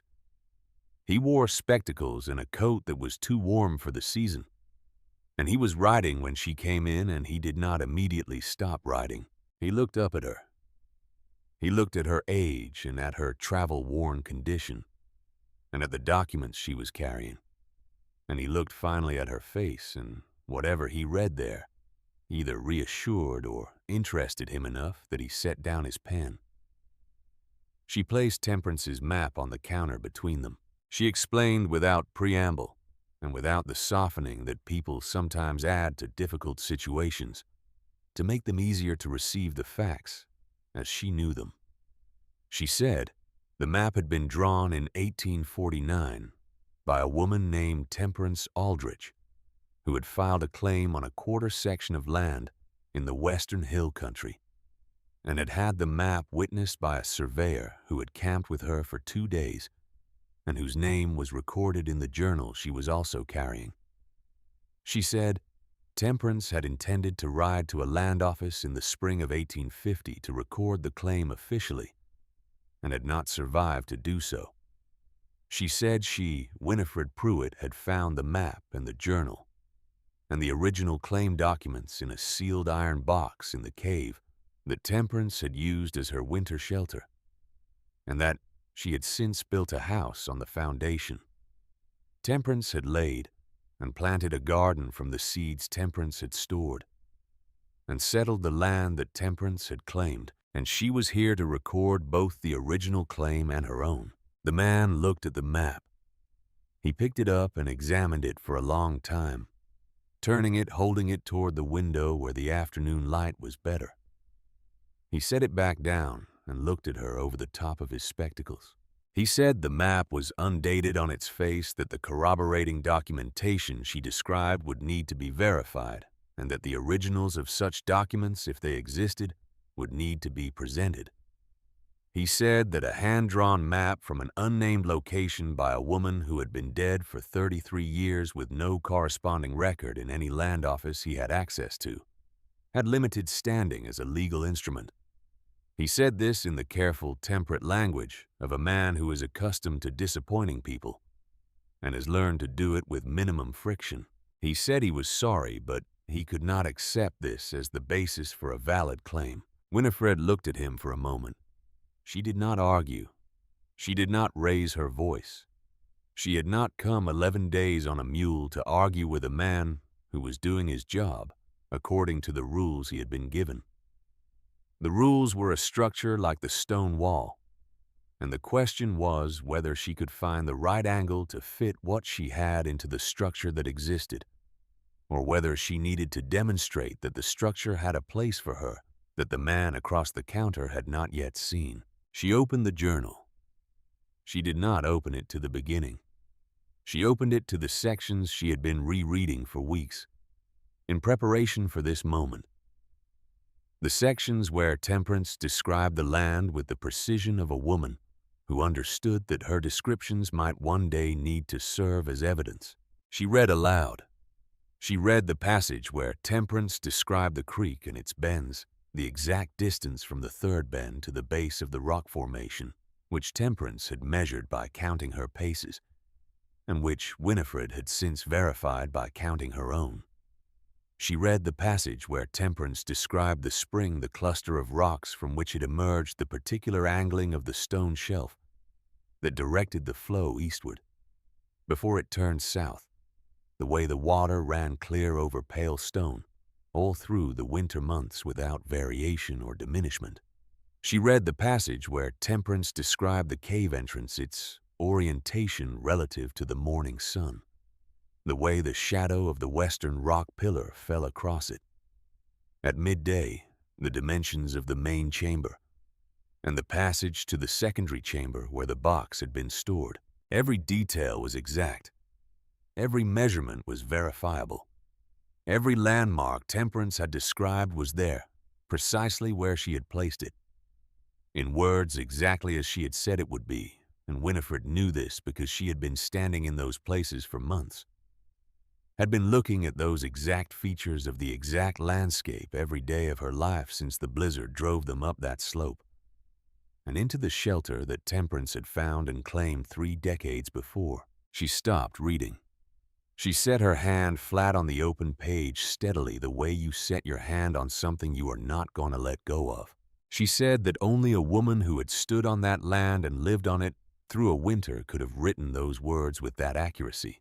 She said Temperance Aldrich had stood there and lived there and died in that country, and the land still held the evidence of her hands in the wall she had started building before she died in the spring channel she had cleared in the seeds she had stored with enough care that they were still viable 33 years later. She said she, Winifred, had built on that foundation and completed that wall and planted those seeds, and every day since had been living the life that Temperance had intended to live and had not been able to. She said the land knew both their names. The work was in the stone and the soil and the spring channel, and she had the record that proved it. And she said, finally plainly looking at him directly across the counter in the afternoon light of the land office, that she had come a long way, and she was not going home without what she had come for. The man looked at her. He looked at the journal. He looked at the map again and then back at the journal, and she could see him running through his own understanding of the relevant statutes, the provisions for prior claims, the allowances that existed in the law for circumstances that did not fit neatly into standard categories. She could see him being for a moment not an official, but a person, someone reading a situation, with the part of himself that understood what was true regardless of what the paperwork said. He was quiet for a long time. The afternoon light moved across the counter between them in its slow daily progress. Outside the settlement made its small sounds, a horse shifting its weight, a door opening and closing somewhere on the street, someone calling from one building to another, with the ordinary urgency of people going about their ordinary business. He reached for his pen. He wrote slowly and carefully. He consulted Temperance's map twice and the journal once. He asked her to spell her name and then wrote it out in full Winifred Pruitt, in the careful official hand of a man who understands that documents outlast the people who create them and must therefore be made to last. The document he produced bore the seal of the Territorial Land Office and the date and the legal description of the quarter section, the one that encompassed the spring and the cave and the house she had built, and the garden growing green in the shelter of the stone wall. He pressed the seal into the wax with the particular finality of something that cannot be undone. He was not warm about it. He was not expansive or congratulatory. He was a man doing his job according to his best reading of the law and his best assessment of the evidence, and he handed the document across the counter with the efficiency of someone who has the next task waiting. But his eyes, when she took the document from his hand, had something in them that was not purely official, something that acknowledged without words what it had taken for her to be standing in that office on that afternoon, what distance she had traveled, and what she had done to be there. She walked out into the late afternoon light of the settlement main street with the document in her hands, and she stood there for a moment and breathed. The air smelled of dust and horses and the particular dry sweetness of sun-warmed lumber, the smell of a place in the process of becoming something. The light fell across the street at the angle of late afternoon, making ordinary things look briefly significant, the way late afternoon light does, as if it is showing you something about the world that the harsher light of midday obscures. She stood there for the moment longer than she needed to, because the moment deserved it. The ride home took 10 days. She did not hurry, and she did not push the mule. And in the evenings when she made her small camp, she took the document out of the saddlebag and read it once, and then put it away again as if it were a thing best understood in the accumulation of separate encounters with it, rather than by staring at it all at once. She read it each evening by the light of the small fire, and then folded it carefully, and put it back and lay down under the stars, with the day's miles behind her, and the remaining miles ahead, and the document in its place, and the prairie breathing around her in the dark. She thought about what she was carrying back, not only the paper. She was carrying back something that had required everything she had, the whole accumulation of 62 years, the endurance and the practical knowledge and the capacity for grief that did not become surrender, and the willingness to pick up a stone and turn it until it was ready, and place it where it needed to be placed. She had not known she was capable of all of that in this particular combination. She had known individual pieces of it, but she had not known what happened when you took all of it away from its context, stripped it of the framework of the farm and the marriage and the settled life, and asked it to operate on its own in the cold, with nothing familiar to anchor it. She had not known until she found out. On the 5th day of the return journey, she crested a low ridge in the late afternoon and saw the prairie stretching westward in the long gold light. And somewhere out there, 2 weeks' ride was the formation and the cave and the house, and Amos and Scout, and the garden that was growing from seeds 33 years old, and the wall that stood because she had learned to listen to what the stone was telling her.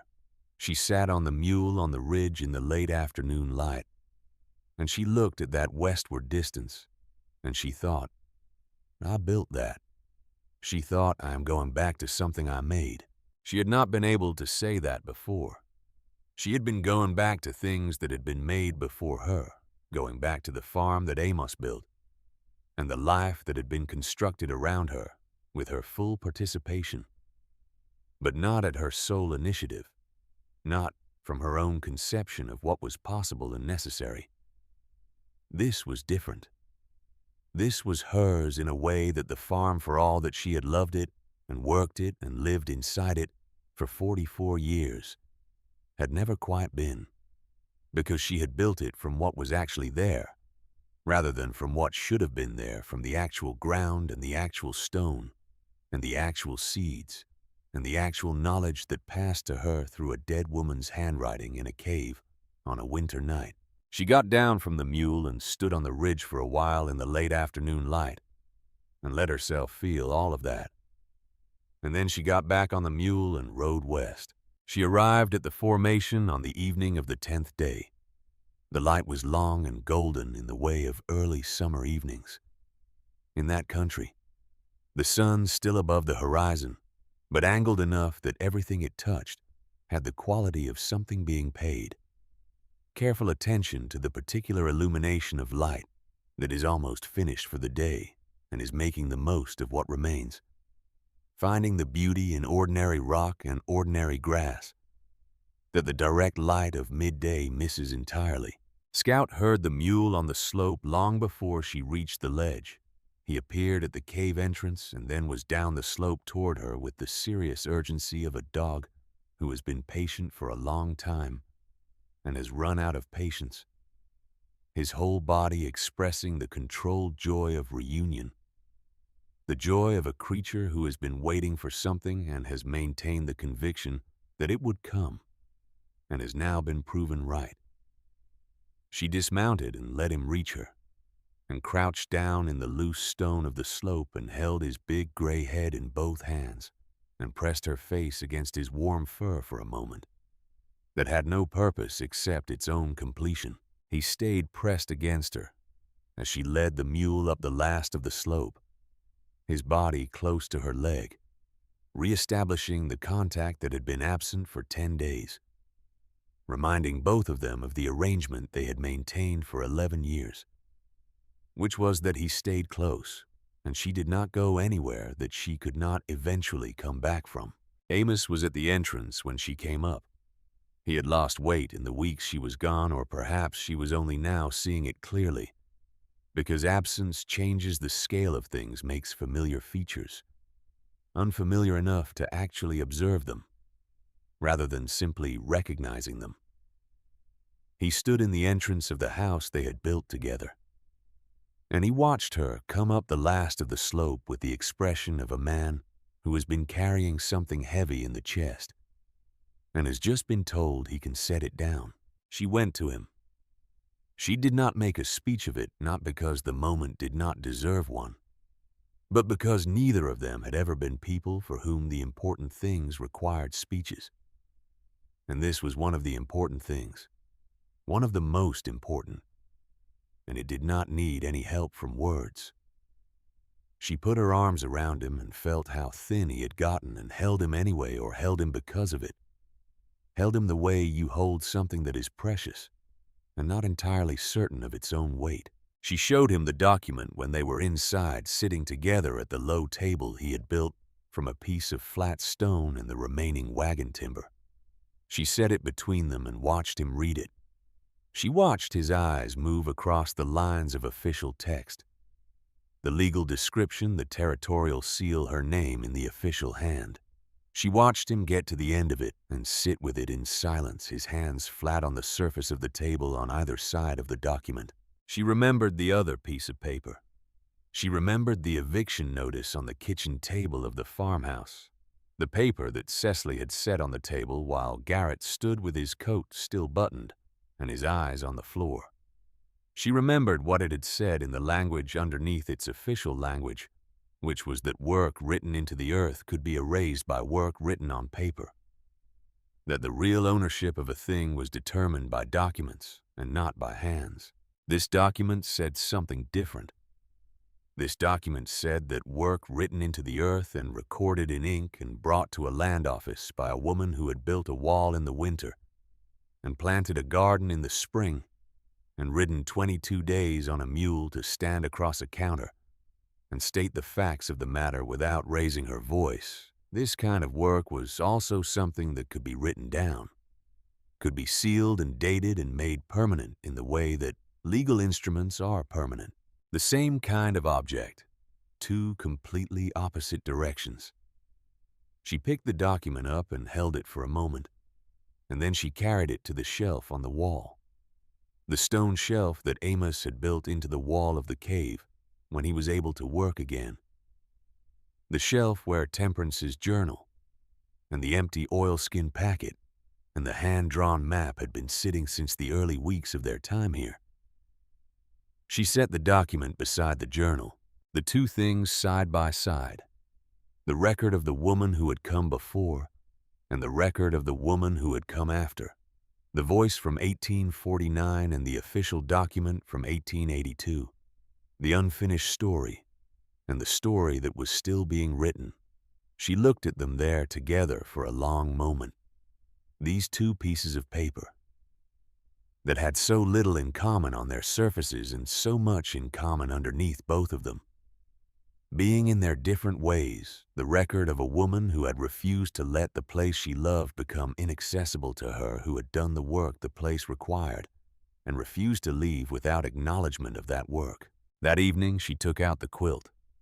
She had not unfolded it since the winter had kept it packed in the oilcloth to protect it from the damp and the dust of the cave. She unwrapped it now and unfolded it slowly, the way you unfold something you have not seen for a long time and need to look at carefully with the full attention it deserves. And she spread it across the stone floor of the single room of the house she had built, and she sat beside it and looked at it in the light of the lamp. The interlocking rings, 44 years of record in the fabric and the thread. The blue calico of her wedding dress in the center section. The piece she had placed first, because a record should begin at its beginning. The dark wool of Amos's coat from the night their son was born. The yellow curtain fabric from the kitchen window. The piece of Garrett's first good shirt, the one he had worn to his first day of school, that she had cut the pattern from when the shirt wore out and could not be repaired further. A strip of the linen from the curtain that had hung in their bedroom for 15 years. A square of the canvas from the first wagon cover, the one they had crossed into the territory with in 1838. Every piece of it was a year or a season or a day that had mattered enough to keep that had been worth the work of keeping. She looked at the quilt for a long time, and she thought about what it was, what it had always been. Not a decoration. Not an object of comfort, though it was that, too. A document. The only kind of record she had ever been able to keep, the one that did not require ink or the permission of institutions. A document made of fabric and thread, made of the accumulated material of a life given full attention over 44 years stitched together with the same small, precise stitches that said, "I am still here. I have not let go of the thing that came before me." The last ring in the upper right corner was still open. She had been planning since the previous autumn to fill it with a piece of fabric that was not yet known, whose significance was not yet clear. She had left it open because the record was not yet complete, because she had not yet found the piece that belonged there. Now she had found it. She went to the corner where her sewing kit lived. The small leather roll with the needles and the thread and the scissors that had been her mother's, and she took out what she needed.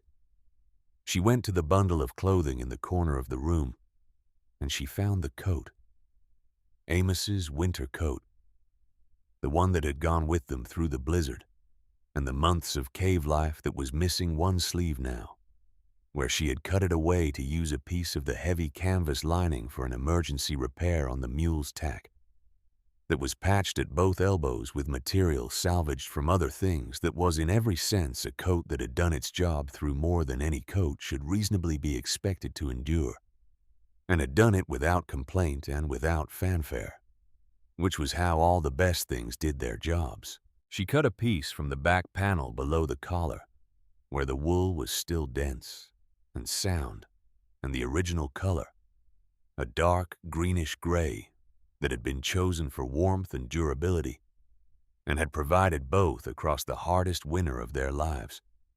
She cut it carefully, a piece the right size for the last open ring in the upper right corner of the quilt, the piece that would close the pattern and complete the record, the piece that had been waiting without either of them knowing it was waiting, the piece that could only have come from this particular coat and this particular winter. She worked by lamplight, her needle moving through the layers of fabric, with the even rhythm of a woman who has been doing this particular work since she was old enough to hold a needle without dropping it, which was a very long time. She did not rush.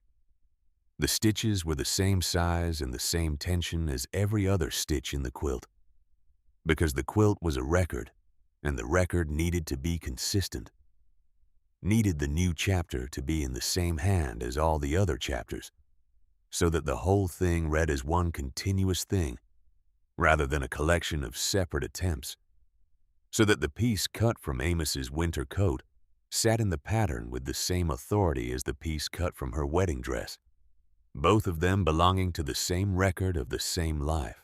The last ring closed as the lamp was burning down toward its base, the oil running low, the light beginning to contract toward the center of the flame.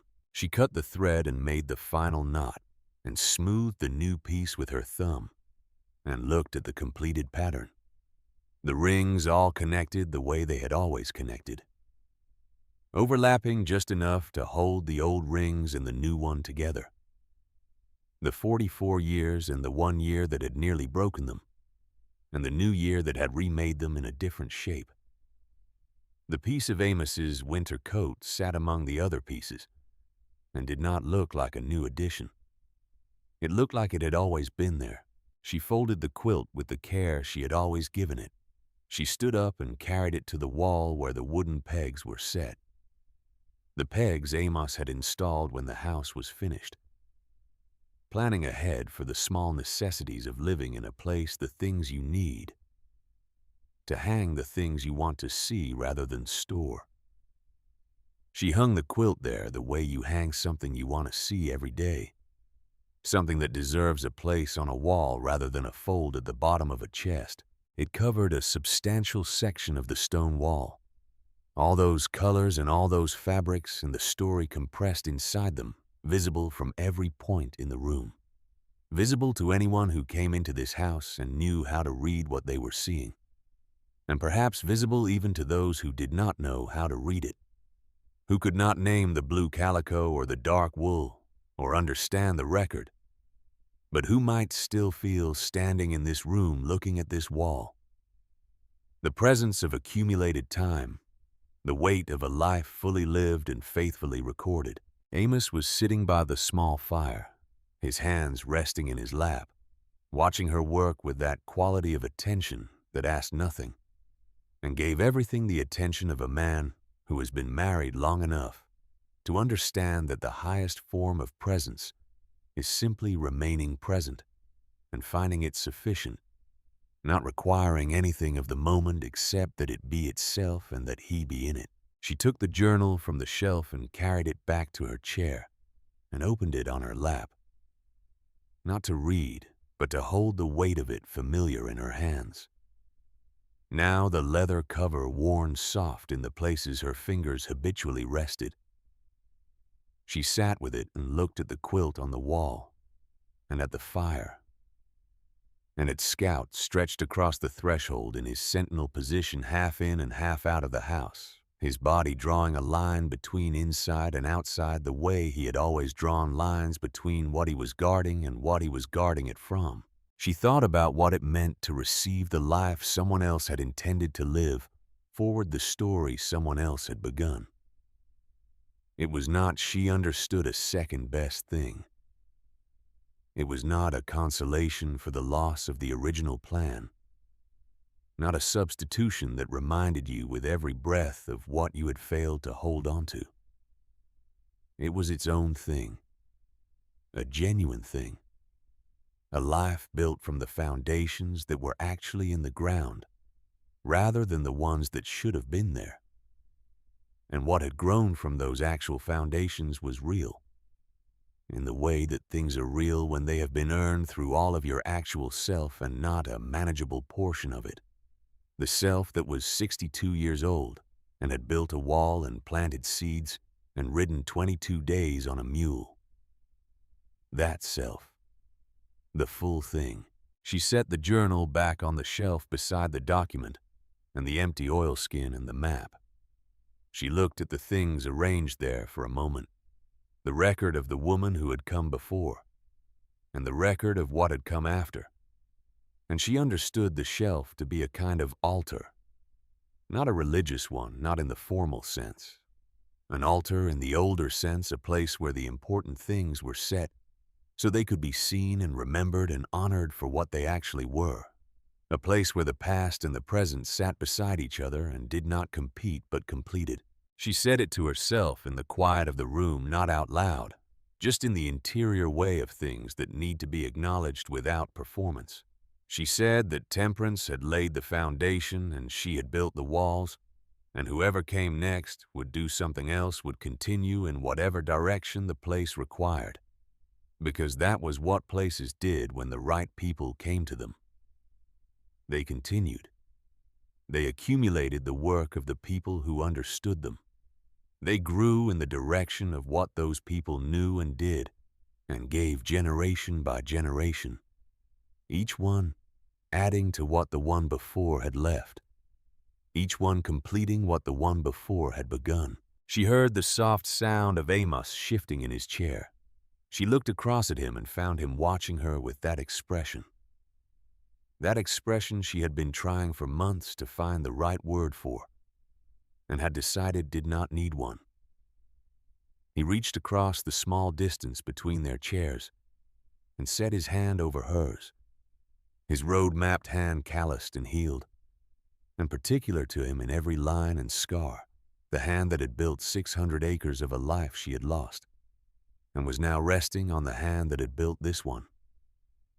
She turned her palm up and held his hand, and they sat together in the warmth of the fire they had made in the house they had built on the land that was theirs, sealed and dated and permanent, in the way that legal instruments were permanent, and also permanent in the other way, the way that work written into the earth is permanent, the way that a spring that has been running for 1,000 years is permanent, the way that a wall built correctly from stone without mortar is permanent. The wall standing because the stones know where they want to rest and have been allowed to rest there. Outside, the summer evening was deepening toward dark, the last of the light going out of the sky in the slow way of long day evenings in late June. The prairie taking its time with the transition between day and night, as if not quite ready to give up the day's warmth, as if the prairie too had things it wanted to hold on to, and was doing so with the quiet determination of something that knows what it values. The first stars were appearing in the east, faint and tentative the way they appear before the sky is fully ready for them, testing the dark, before the dark has fully arrived uncertain, and then more certain as the light continued to fail, and the dark continued to deepen, and the stars continued to emerge into the space that the receding light was making for them. Scout moved from the threshold to the floor at the foot of her chair and settled there with a sigh that expressed the entire contentment of a dog that is exactly where it intends to be. His head came to rest on the toe of her boot, which was where it had rested on countless evenings over 11 years on the farm and in the cave. And here in this house, she had built from the foundations a dead woman had laid. and the knowledge that had passed from island to trader to journal, to her own hands on a winter morning when everything depended on her willingness to listen to what the stone was trying to tell her. His eyes were closing. The stars were coming out one by one in the darkening sky above the prairie, and the summer night was arriving, and the fire was warm, and the quilt was on the wall, and the journal was on the shelf beside the deed, and it said this land belonged to her and always would. And outside the corn was growing from seeds 33 years old, and the wall was standing because she had learned to listen for the moment when the stone was ready. She had not lost her home. She had found where it had always been waiting.